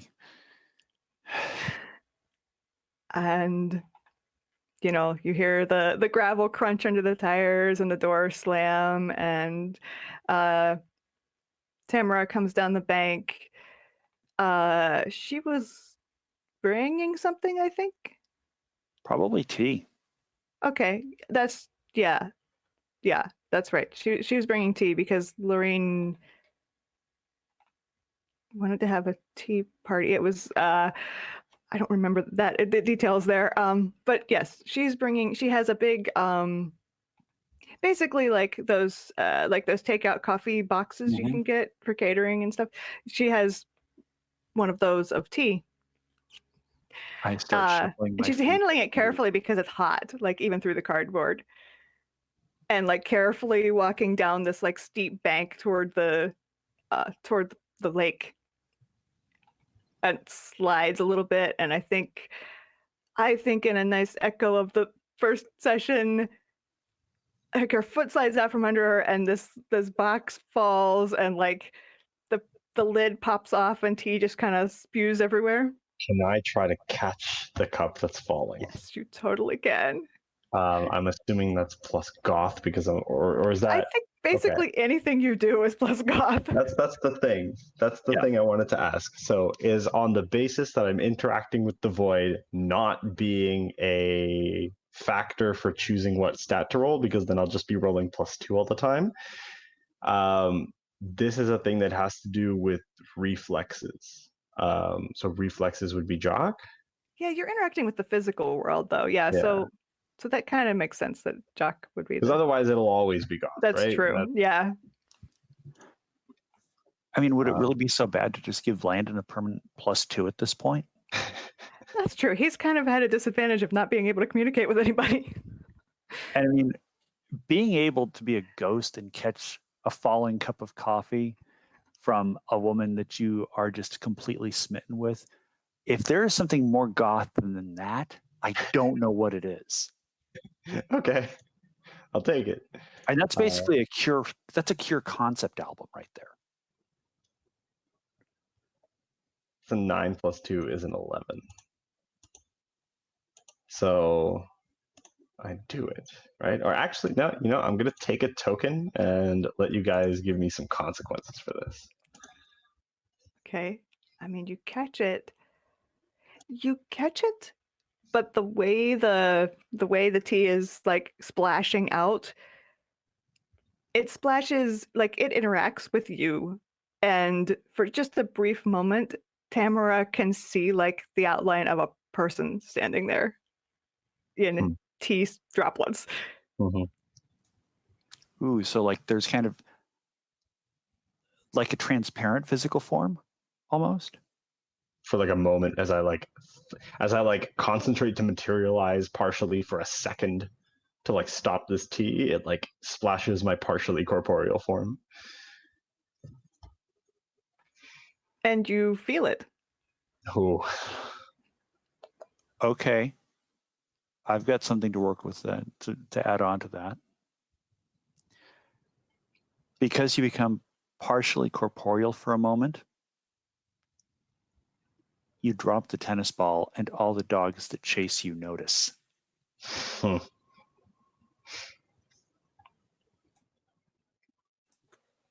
They heard it, and they're coming.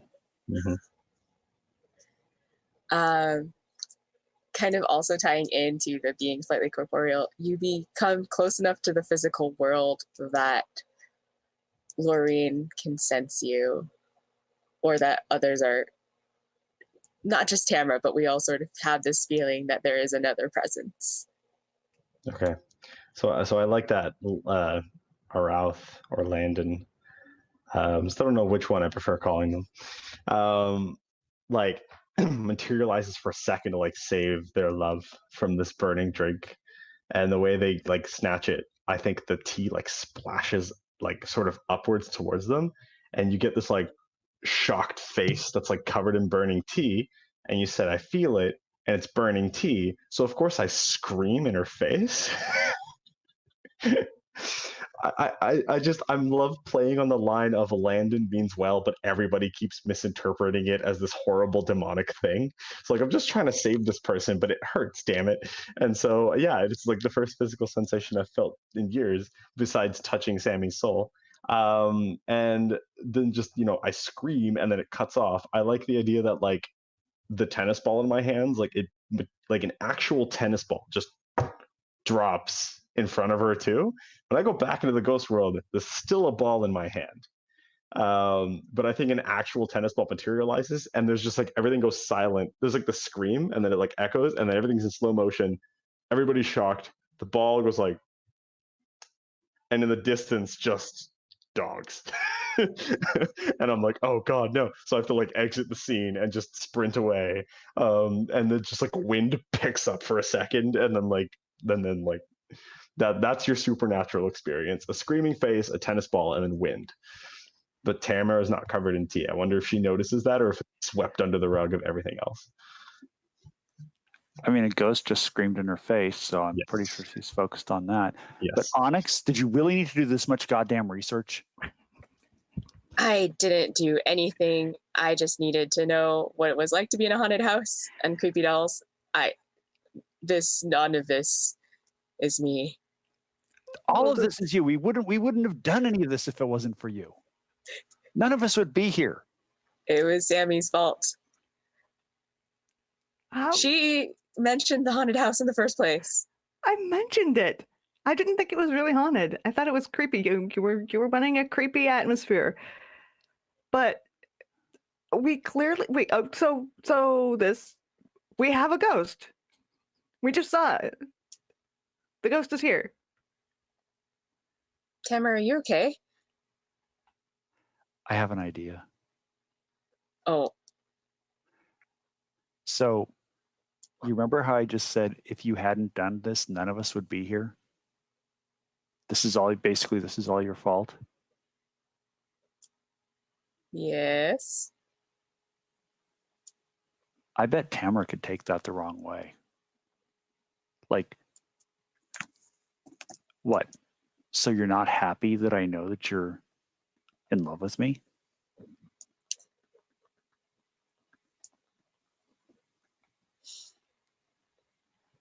I think Tamara gets up from the ground, shakily, looks around, says,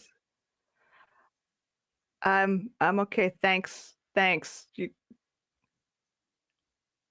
Sorry, that shocked all of us. Also, there's a tennis ball there now that was not here. So She sees it in the grass and like steps away from it like it's a snake. Hi. Hi. What the hell? Probably the hell. At this point, I think the hell is a good answer. Out of character, I don't remember if Mia actually told Tamara what this was all about. Do you remember, Maria? No. I think we were all going with if we tell you, you'll think we're crazy. Yeah, I think probably. So there's a ghost, and it sent a bunch of text messages from people's phones, which is how Jason got all those texts from me. And now that you have had this experience, maybe You did say I wouldn't believe it. Yeah. And considering that tennis ball wasn't there, I think you kind of maybe believe it a little bit more, or at least are open to the possibility that something is going really, really weird. There was just a face screaming at me. I'm open to the possibility. Yeah. I mean, none of us have had that, so I guess that makes you special in a way. I mean, we've just had our phones explode, and my laptop exploded, and Onyx's phone caught fire, and it's been weird.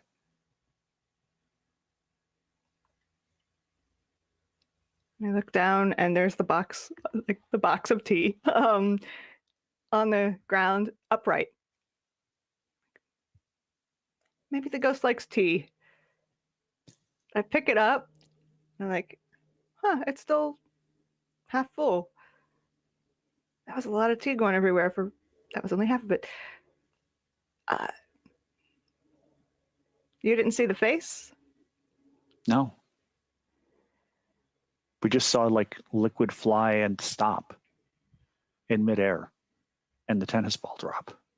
I don't know whether to be mad at you for bringing me into this, or touched that you trusted me to be here. Either way, it's weird as hell. Please be touched. Meh, you know what? Fuck it, I can be both at once. Okay, that's fair. You, do you still want to take a walk?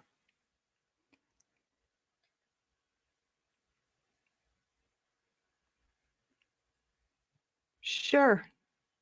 That makes at least a...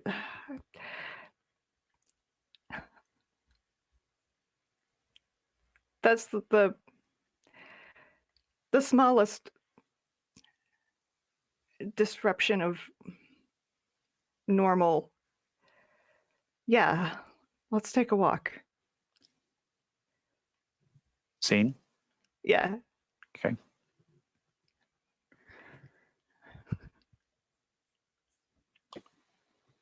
Should we start the ritual and see what happens when we... I think so, yeah. I mean, we still have to summon another ghost.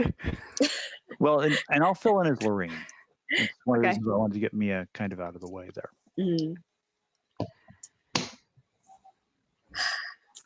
So what do we need for this ritual? I only read the first line.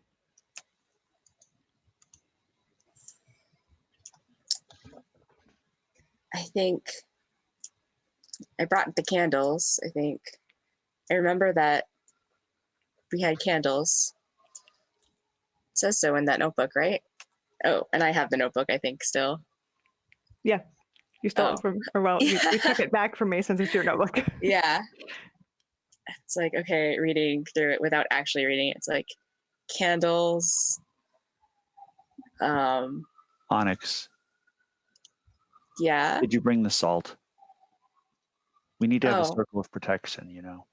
Yeah. And Onyx pulls out her, like, she has her giant purse. It's got a bag of salt, a wine bottle, candles. I think there's also, I don't know what is involved in this. There's probably like feathers for some reason. This is one of the things I love about you. You always come prepared.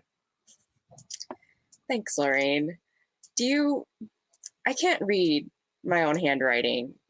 And I'll pass like my notebook to Lorraine. Be like, what does it say that we did with the feathers?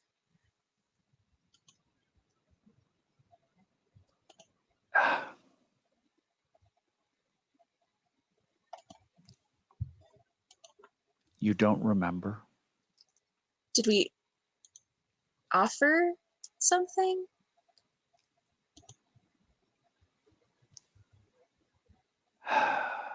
Was there? We were teenagers experimenting. You really forgot the part where we tickled each other with them? I remember the part where we kissed. Now. That was after the feathers. Okay. You didn't have to bring those. Although I'm really touched that you did. We don't have to do that now, do we? There are people here now. I mean, we don't have to. Okay, so we just need the It's circle. not part of the ritual. I mean, We can save it for later. Okay, it's just we have to get the dolls out and talk to the ghosts, and maybe we should do that first. We should absolutely do that first. We can deal with the feathers later. Okay.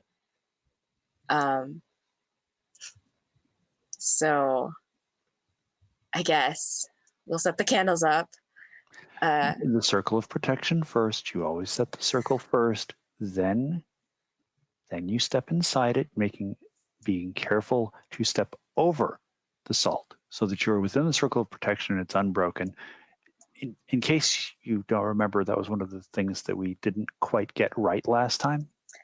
Yeah. There was a lot of like wine cooler.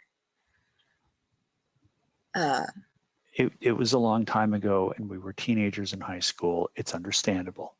I've learned a lot since then, so I think we can get it this time. Okay. I hope we get it this time because we need to do this. If we don't, things are going to get weirder. Sammy, can you make this circle? I think you're better at circles than I am. Yeah. Do you like? It doesn't Okay, have to be an sure. exact circle. It's just a ring, an unbroken ring of salt. Absolutely. Here, let me Think of it like drawing baselines on a baseball field or a football field. Right. Yeah. I get it. How big do you want it? Since Onyx and I are doing the ritual, oh no, Do we all need to be realistic- inside it, or we should all be inside it for protection. Now me and Tamara are probably far enough away.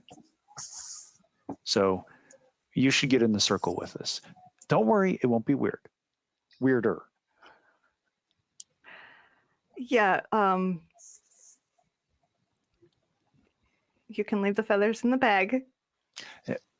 Like I said, those are not part of the ritual. I mean, no judgment. I just But isn't it reasons aren't sweet that really my Onyx thing. isn't it sweet that she remembered? It's adorable, to be honest. It's disturbingly adorable. Disturbingly adorable is the best thing anyone. I think that's the best way anybody's ever described her. I'm right here, you two. I know, and you're so cute. Lorraine, we have to focus. Right. Please stand still so I can make a circle around you. Okay, fair. All right. And I do, and it is the size of, and here I show my complete ignorance out of character, the circle in the middle of a basketball court. Mhm. And it is a perfect circle. So good. That's why we had Sammy make the circle. Right. I couldn't have done it. And I very carefully step over the salt, and I'm standing like as far from Lorraine and therefore also probably Onyx as possible, while still being completely in the circle.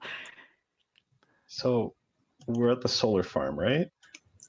I think that was a We're at the different abandoned ritual house. Okay. that we weren't Yeah, actually. Oh. By the lake, yeah. Yeah. That was a picnic that Lorraine had planned to show Onyx that real Okay. magic exists. The real Right. magic between the two of them. Okay. I was just wondering if I could like whip up some stuff to make you guys like in the area just to make you guys nervous so that you'll hopefully yeah. have a There's higher tons sense of feeling. leaves, tons of dead trees. Yeah, or even like the water itself. A just 'cause, haunted like, house within yeah. eyesight. Yeah. I don't know, like I've been hearing something about you guys doing something. I don't know exactly what it is, but I also like don't want to be harmed, so I'm like trying to interfere, but I don't want to do it directly because I got burned the last time I did it, so I'm trying to stay away. Maybe a water funnel or water spout. Yeah, or just like something, or like try to get like maybe I like pick up wind and stuff. Yeah. Just to like yeah, all I need to do is run the dogs through the park. What if it's on purpose this time? What if it's like, oh, I have to bother them when the dogs run by? There's wind. Does anyone want to go for a walk? And then just, and just I love that this is just like probably a like shot from like Landon's perspective too. So there's like Yep. Imagine it's like bleached colors and then like reality kind of like swirls in places hard to see through, or like so one person will be like freeze mid walking and then like kind of like a video game that's out of sync like show up later and just continue walking. Like just I don't know, like things are strange for me to tell, but I know I can run the dogs through here and try to freak you guys out. So what would that be? that Is sounds that like goth again? goth. Okay. Yeah. I'm just Like rolling that plus sounds goth. goth. I Okay. mean, And if you had enough tokens, I'd say that you should just create a ghost stat. But Mhm. I should have just re-rolled the ones I had, right? yeah. Oh, that's 2 6s. Boxcars. Okay, I am gonna take a token though, and I want some because I like the consequences. They're interesting to me. So what are the consequences here? I have one in mind, but I want to hear what. I want Jason to roll up as you are making wind happen. Like his truck comes in, still smoking slightly. That's right. He did get invited. Yeah. Not only do the ghost dogs come running, but a lot of several, not nearly as many, live dogs also come running because of that like brief brush with physical form you had. That sounds like a good thing for me though, to like disrupt your thing. Well, Unless the dogs can see me and therefore are like a deterrent force from messing with you guys further. I mean, yeah, I think they do see you. Yeah. I don't know what they can do about or it. at Like, least smell you. yeah, The thing I'd like to add is that none of this disturbs the salt circle of protection. And even with all the leaves blowing around, they blow around it like it's almost like it's a clear plastic tube that we're standing in. That is the thought I originally had. I'm glad you said that. And then the actual dogs just sit around the circle. Like they just like sit down like they're waiting and watching. But it's a 7 to 9, so I should have unnerved somebody. Oh, we're unnerved. Yeah. And the fact that like all this stuff blew around us is something we can't ignore. It's like, what the hell? I mean, I thought the circle of protection was just like to keep ghosts and whatever outside it. I didn't realize that like we wouldn't get hit with that's unnerving as hell. To see all the stuff flying at us. Yeah, go ahead. Sammy has given up the like keeping distance from the other two and is like right in the middle, sort of, huddling, like trying to get as far from the edge as possible. Yeah, I think all of the above. I think I managed to unnerve you guys, so you're more likely to fumble something in the ritual. But the 7 to 9 is all of you. There's now like physical dogs that are here that are deterring me. So like, we both fumbled. Basically, like I'm more likely to fumble a future attempt at messing with you. You're more likely to fumble whatever's about to happen. You've seen that what you've done is effective though, so you're not completely deterred from doing stuff because the salt circle is literally protecting you. And Jason rolls up because why not? Also, I would like one of the dogs to be a yappy little Pomeranian. Absolutely. Just to add to the comedy. That's the one that can see me clearest. Probably. Is that one of the live ones or the ghost ones? Live one. And it's yapping. Yeah, there's like dogs here now. So have fun with that. But they're staying outside the circle, so. I Jason? think. Go ahead. No, please. I was gonna say, I think that at this point, Onyx is probably starting to light the candles, but her hand is shaking like a lot because of how unnerving the whole wind blowing suddenly a circle of dogs situation is. Lorraine will put her hand on yours to steady it. Oh, shit, there's all that chaos outside, and I see Jason coming through, and I'm like, oh god damn it, he's out there in that. I gotta run and go get him. No. Sammy, don't leave the circle. Just yell at him to stay where he is. I'll take stay where he is in the middle of whatever the hell's going on out there. Tell him to go back to his truck. Jason, go back. Get in your truck. It's dangerous out here. Is that a roll? I think that's a roll. And Mark, I think you need to play Jason for the moment. I'll do my best. I think that's prep, which I am not. But that is boxcars, so it doesn't matter that I have a -1. Unless you want a token. I do, in fact, want a token.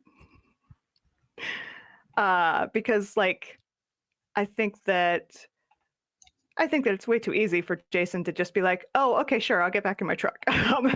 Right. So what are the consequences here? That so you well 7 to 9 is success, right? Partial. Partial. Yeah. But you do succeed. He agrees to stay out of danger. But what is the? Did you like? Or do I? If I'm playing Jason, do I even get to? Yeah, you absolutely can suggest complication too. Did you On like 7 to 9, lean? everybody can. Okay. Did you like lean out of the circle when you did it and like partially expose Yeah, I yourself? totally would have, or at least waved at you, like like Mhm. waved in the go back way, and my hand totally broke through that invisible, intangible barrier.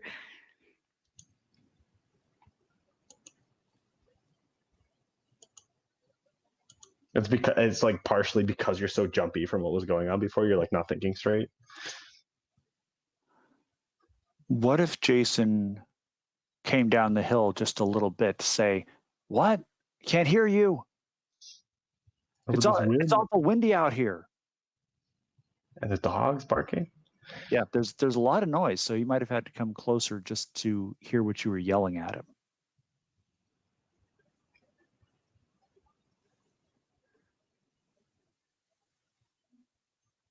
Come on, Maria. You got to take this into oh no territory. I've only had 1 cup of coffee today, and it's a problem. I think so. Jason is going to stay out of danger, but I think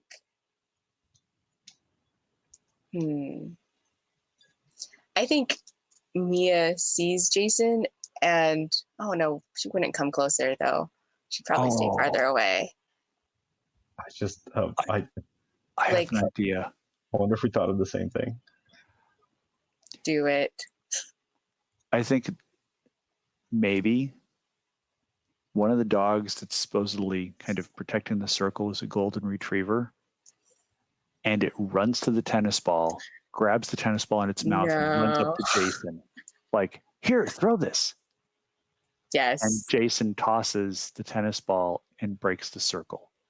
It hits the salt. The other thing that I was going to say is, of all people to break the circle, it was Sammy, whom Landon has tasted felt Sammy's soul. Yeah. Oh, of yeah. all the people to break the circle. And the role was to keep Jason out of danger. It wasn't to keep me out of danger. Mm-hmm. Yep. So I think that's what it is. I think I broke the circle, and because this is Landon's territory, what happens? But I think Jason does it probably starts to come down the hill, and then there's like this weird gust of wind, and he kind of gets a weird glimpse of ghost dogs running past, and he gets back in his truck, closes the door. Rolls up the window. Goes to turn on Nickelback, but the radio's busted. Yep. It's like watching. But I don't think he drives away. Yeah. Tries to play Nickelback on his phone, realizes his phone exploded.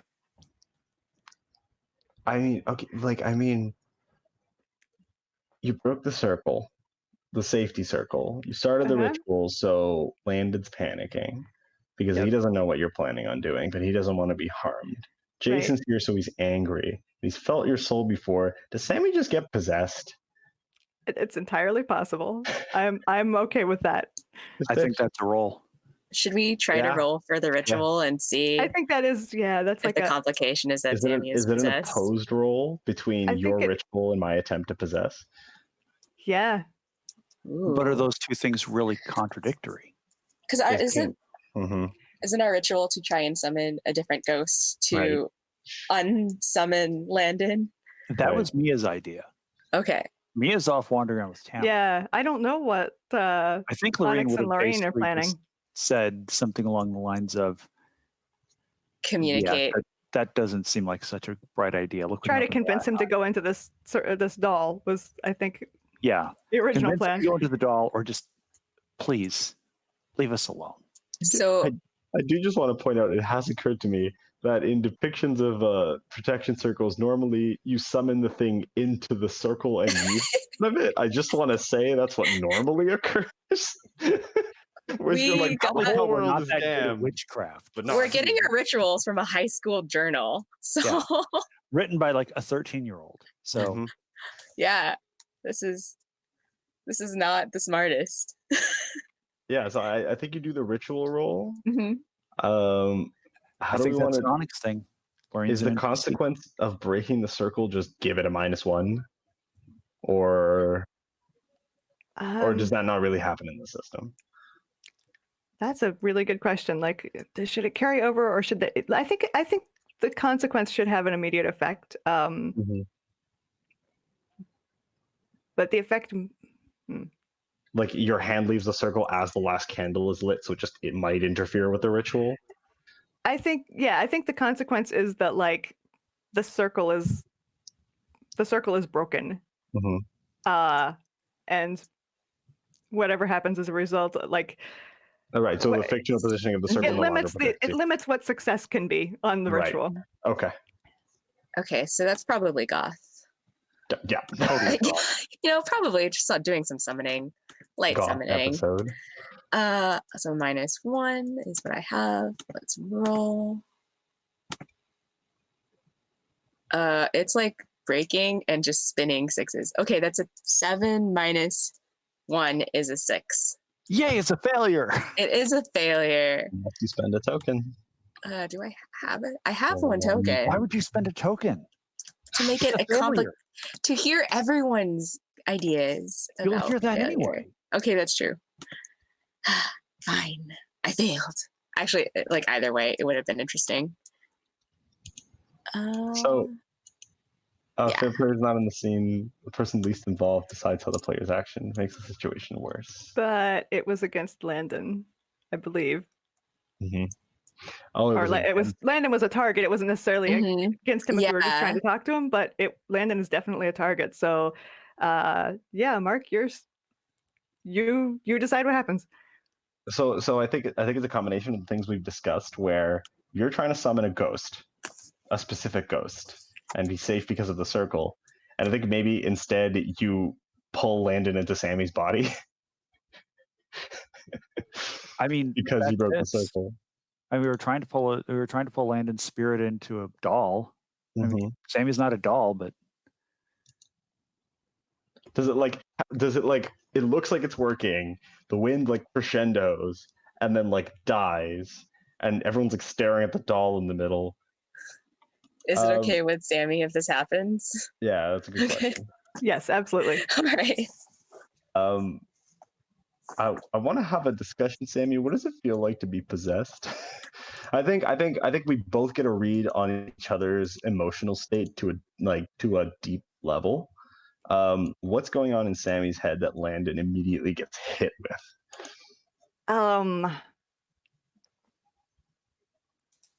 Sammy is way more scared than she's letting on.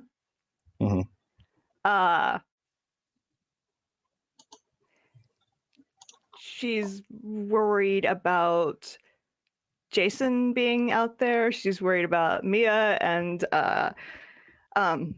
Tamara being out there. She's honestly a little bit jealous of Lorraine because that notebook page got her thinking. Those are the things. So the game says to be the pain in the funny scenes. Can I make this really sad? Okay. Absolutely. You get struck with a wave of very overwhelming loneliness and like the sense of just what it's like to wander alone for so long and not be able to reach out and touch anything. And you just get like, I almost think like maybe under normal circumstances, this kind of possession wouldn't be like total and complete control. It would just be like, a contest or anything, but you're almost like paralyzed by this feeling. And I think Landon in your body like drops to their knees and just is taking huge gulps of air, like feeling what it's like to breathe. And I'm gonna break the slate with my 3 tokens, and I reset all my stats to 0. And I'm gonna give them a sad one. I'm gonna give them Freak, because not only have they been alienated for so long, but they have that overwhelming loneliness. They don't know how to normally interact anymore. And what I think I do is, I think Landon notices the dogs, and on instinct, my role is I'm just gonna try to take off running, because that's just what I've been doing for years. And I think if anyone wants to stop Sammy, who just dropped to her knees and started gasping in air and saying weird stuff like, "Oh my God, I'm alive," and then if anyone's going to stop them from taking off, I think that's going to be a roll from me, because it says to roll with your new stat, and I think just I think roll plus freak is just I'm alienating all the people around me, even in the way that I move. You know how the mannequin was moving weird? I feel like it's these jittery motions, because maybe that's what I've been seeing people doing for so long, and I'm not used to having muscles and bones and stuff. I'm just incorporeal and sprinting through the wind, but maybe I'm even stumbling over myself. Was that too sad? Are we good? No, that's good. Roll plus freak. It's spinning 6s. You're right. I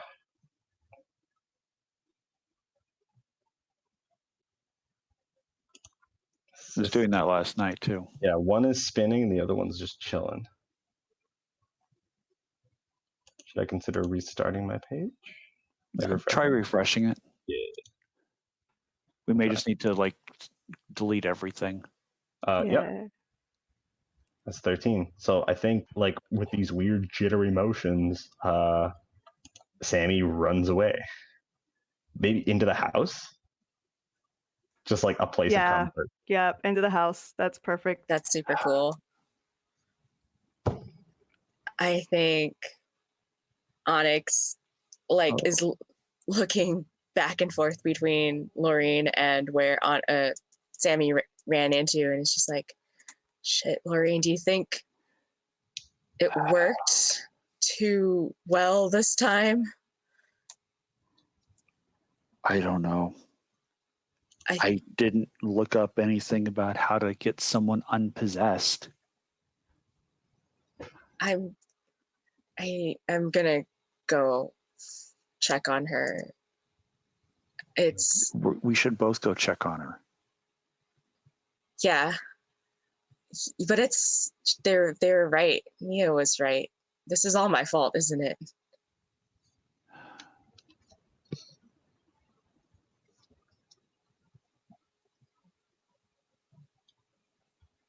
If we hadn't done this so long ago, Sammy wouldn't be possessed.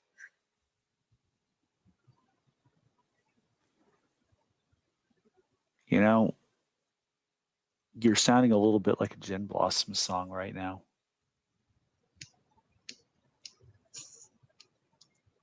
If I hadn't blown the whole thing years ago.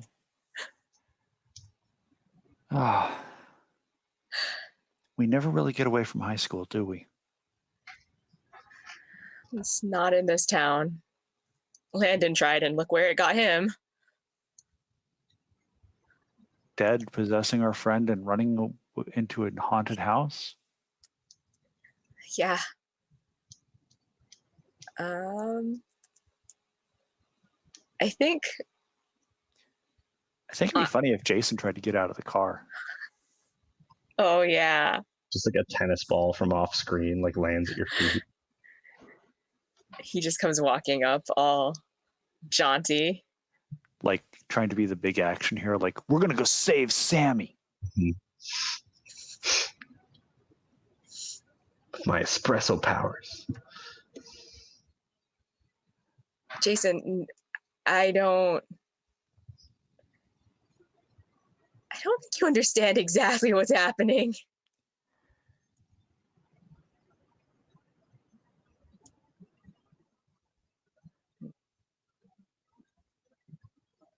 What the hell? He might come in handy. How do you feel about ghosts?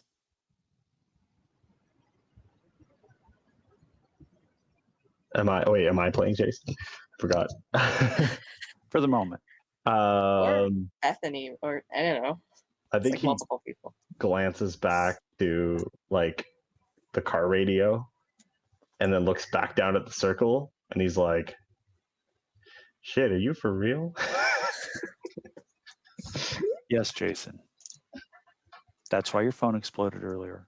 That's why your car radio exploded. That's why everything has been exploding. Right. That's That's not why Onyx said I wasn't special, but okay. Onyx was trying to point out that you are not the only person to have had stuff blow up. Okay, whatever. But for being a writer, she manages to be spectacularly indelicate with her use of language. Aren't you, Again, Onyx? this is what editors are for. But while we're arguing about my ability to write, our friend Sammy is possessed in a haunted house, and it's our fault. Well, we got to go get her. Okay, after you then, Jason.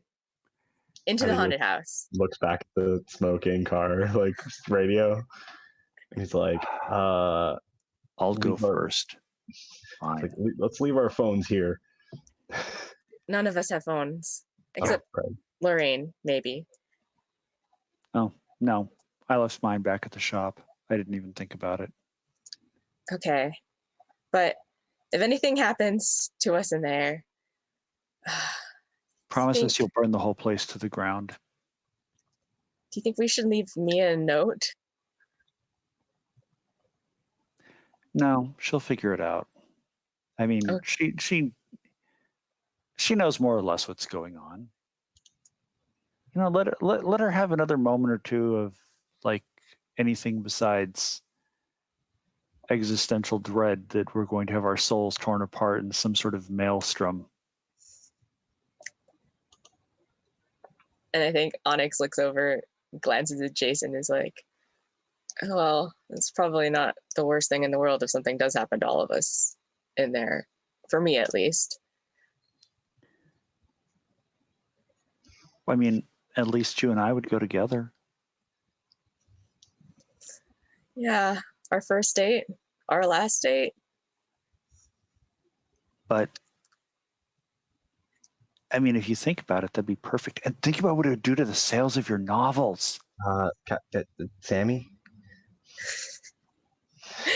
Right. Okay. Into the house. I'm interested in what's going on through Sammy's brain right now, because there's two consciousnesses in there now. And so on top of getting hit with this like really alien, like this freak sort of mindset that it's hard to understand. I tried to find a good word, and I think that one sums up what I want it to be for the stat of just like things I think you notice about Landon. Intimately familiar with their location in the town at all times, like with like exactly how many bounding steps it'll take to get from one street to another. Know the exact position of every building.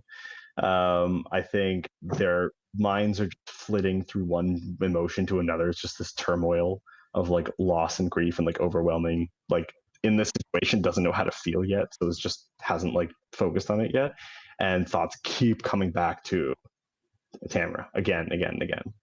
I imagine you'd eventually like gain enough control of yourself to either have a discussion or use the body in whatever way you want. Yeah, I think for one thing that the world looks is that bleached out gray. And I think like at first just the sort of loneliness and alienation is not a thing that is not completely alien. Like it's, you know, it's just a thing that Sammy has felt cranked up to 11. But the details of these like, yeah, knowing how many steps it takes to get from one place to another is that's very different.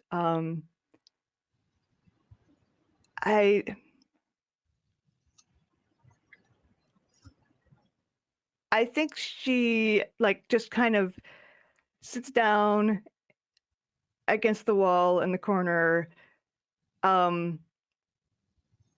partly out of just like, that's what you do when you're scared. You keep the entrances in view, but also like that's two directions that Landon can't take off in. And There's no dogs present, so I feel like he's just sort of slowed down. Yeah. okay, no dog. Okay, and Landon, I guess that's you. I don't know why you're in my head.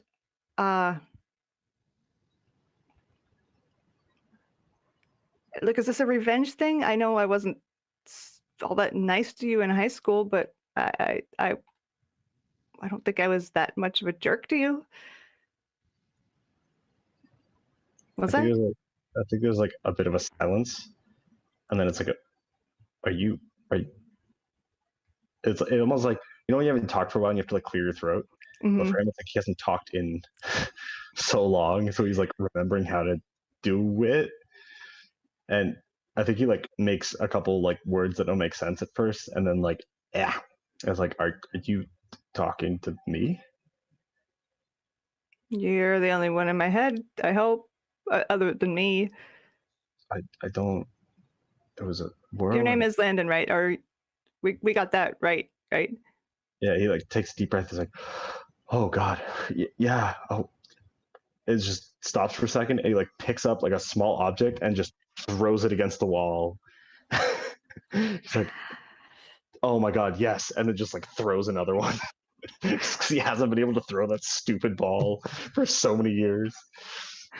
Yeah, my head, your head, I don't understand. I'm confused. You're not the only one. Look, I felt how happy you were to throw that thing, but that's my hand. I'm gonna want it back. He's like contemplating this, and you hear like a dog bark outside, and your whole body like flinches. And like he almost gets up on a crouch and then like relaxes. I, I didn't plan on ending up here. Here as in me, here as in the house, here as in the world. You guys did that, actually. We didn't intend to. Look, Hell's weird, huh? I guess this is we were trying to talk to you. That's what the whole ritual thing was about. I guess this is our chance. God, this is weird. What do you want? And like I don't think like just your mind is just like, you see like Tamara reading book, or Tamara like drinking tea, or Tamara's face as she didn't get covered in tea, or just like her like doing her hair, or like whatever. It's like he's in your head. He can't hide that, even if he wanted to, and he's just like her. Sammy just does like this double face palm, like, oh my God, you too.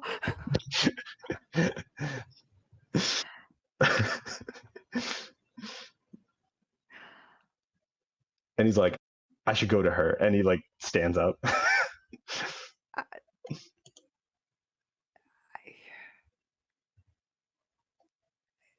She's alive.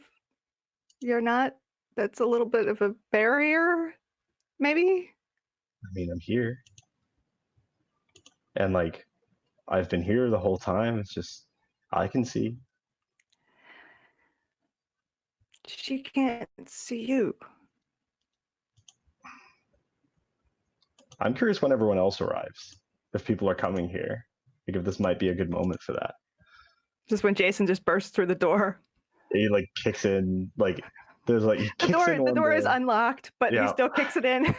I mean, I got to be honest, at this point, I can run late. That's not even an issue.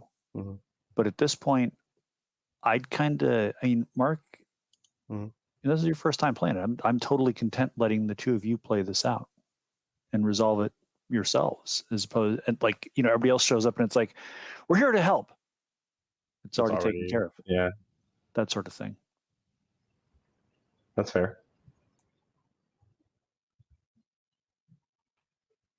So you were like, but she can't see you. Yeah. And Like, you're not the first person in the world who can't be with the person they love. It happens to, I think it happens to everybody sooner or later. I'm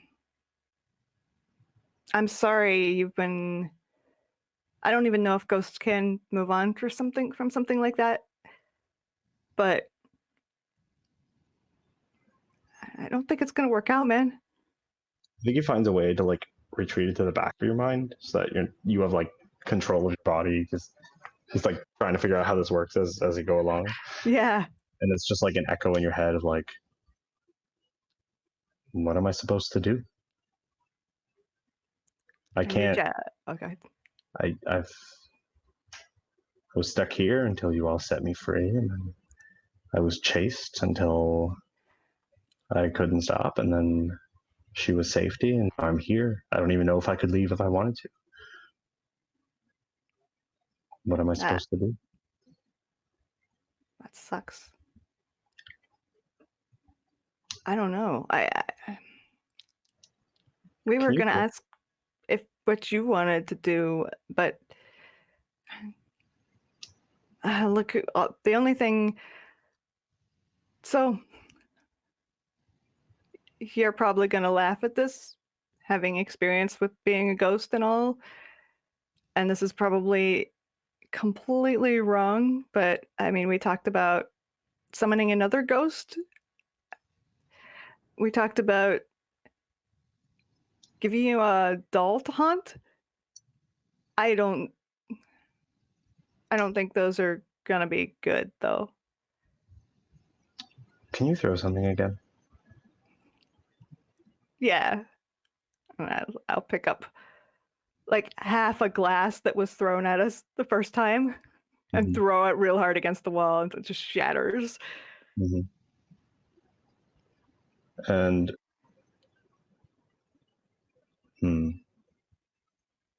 like he's like, now that he's in a brain that can like process information and like actually, like, because before he only had goals but no plans, but now he's capable of like producing plans. And I think he like we're physically in a corner, and then he also feels like in a corner, like there's no real out for him. Like, you like phones, right? they work sometimes. They're not like the ones when you were alive, huh? Oh, these are weird. I'm not the only one watching you guys either. You remember the internet, right? Kinda. Maybe can you were sending messages. It seems like you were hopping from one phone to another. It's like I don't know, there's like waves, they're like beacons. I don't know, kind of, if I shout, but it's not a shout, it works. It's not being, it doesn't give you a body, but it could let you wouldn't be trapped in one house. What if I became waves like them? Yeah. If I became waves, I think you could talk to people at least. I think he feels like hesitant, but he like takes your arm and picks up like a half glass bottle. And he's like, "Thank you. Can you throw this for me?" Yeah. I think like as it leaves your hand, you hear like a thank you. You feel him like leave you, and then the bottle like shatters, and there's just like wind just blasts out of everything. That's Landon becomes waves.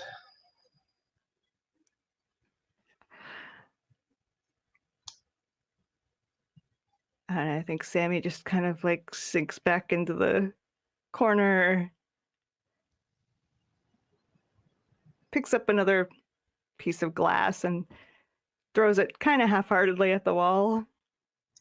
Just like, yeah, he's right, that does feel good.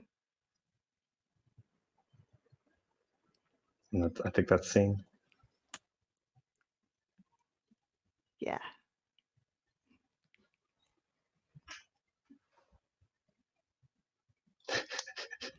I made this go real sad. No, that's perfect. As you guys are having fun. So do we want to do like epilogues or anything? I think we're at that point. Yeah, that would make sense. I feel like Onyx's epilogue might be like right after this happens, like as you throw like that glass against the wall, she's walking in, probably like with Jason and Like Jason's gonna Lorraine, kick the door in, and the wind like hits him with the door. and she's just like, "Wait, Sammy, are you Sammy again?" Yeah. Sorry, I didn't mean to scare you with the bottle. Yeah, I'm me. I think Landon's gone. I think he said something about becoming waves. He doesn't want to haunt a doll, but he's gone. I guess that's a good thing. I think he wants to haunt the internet. That's what I suggested anyway. Okay, I guess. But you're okay. Yeah, I'm fine. And my hand's like bleeding from picking up all this broken glass and throwing it. And I just finally noticed it. I'm like, well, I'm mostly fine. This is not bad. I think Onyx is gonna like cross and like kneel down and like dig in her purse and like wrap something around your hand and says, and just whispers like, I mean, if you want to talk about the ritual in my pocket, we could probably do that at some point. At some point, yeah. Yeah. It's complicated, I guess, now with Lorraine, but Yeah. Did you? Well, it's probably stupid to ask if you've made up your mind, since that was not really a typical date, I don't think, even with Lorraine. I mean, what's typical, but I think I was lying when I said I was a confused child. So maybe sometime after this, maybe all three of us can talk. If you'd like that. This is gonna be more awkward than Mia talking to Tamara, isn't it? Probably, but at least I'm a romance novelist, so I got something on my side. Yeah, we can. Yeah, we can talk. Well, you can do most of the talking since Yeah, you're a romance novelist. yeah. I figure with you and Lorraine there, probably going to be mostly me talking, isn't it? Probably. Yeah. Speaking of which is me and Tamara all right? I know they were outside the circle. I hope they weren't close enough to. If they're talking about anything we hope that they were talking about, I hope they were far away from anyone and deeply involved with each other. This is where I look up and notice Jason standing there. And just like do the face palm thing again. Like, oh God, Jason, I'm sorry. This has got to be a shit day for you.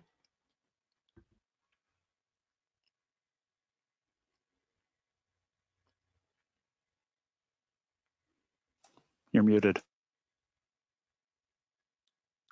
Thank you. I think he's nursing like a bruise on his face from the door. But I also don't know how much I do Jason justice in this particular scene because you're like wrapping up stuff with like all the stuff that's happened before. So maybe hand that one off, actually, if that's okay. Sure, yeah. Well, I've had better.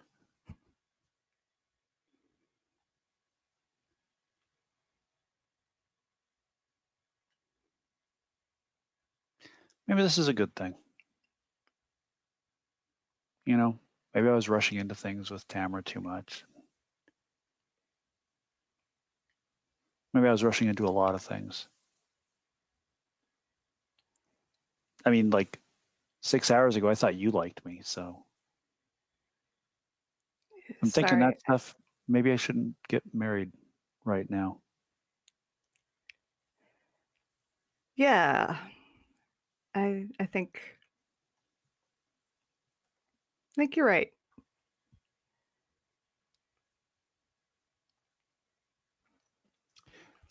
I think I'm going to go for a drive. You know, I would listen to the radio, but, you know, well. Yeah. Maybe a quiet drive right now is, maybe that'll help. If you leave the windows down, you'll hear birds singing.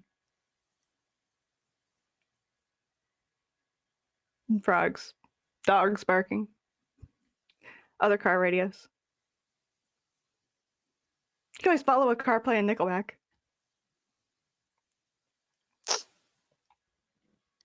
They are kind of a crap band, aren't they? Kinda, yeah. I'll see you around, Sammy. Yeah. Next time you drop by the shop, it's on me. Yeah, thanks. Not literally, but no. Yeah. Take care. Yeah. You too. He walks out. So what's going on with Mia and Tamara? A few minutes after Jason leaves, Mia and Tamara walk up, holding hands. Mia has what looks to be lipstick on her face, except it's clearly not her lipstick because she doesn't wear any. Says, "Did we miss it?"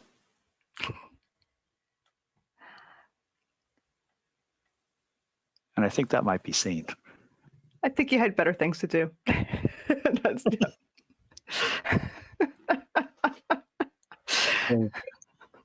I just want to do one final thing for Landon. I think when the glass hits the wall, Landon becomes waves, and just because he's been interfering with like technology and all that kind of like interacting with it. Like he just sort of dissolves into waves, and I think that like one last little thing he does is random people get text messages that just say thank you, smiley face. And I think Tamara gets a heart on her phone, but then I don't think we hear from him again.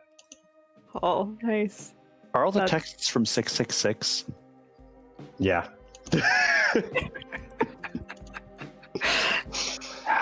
Creepy to the end. But So now I've got a bunch of people getting texts from 666 that say thank you, and they're like, oh God. but I imagine he's just sort of like coasting, bouncing from tower to tower, just sort of at peace, where the dogs can't get him.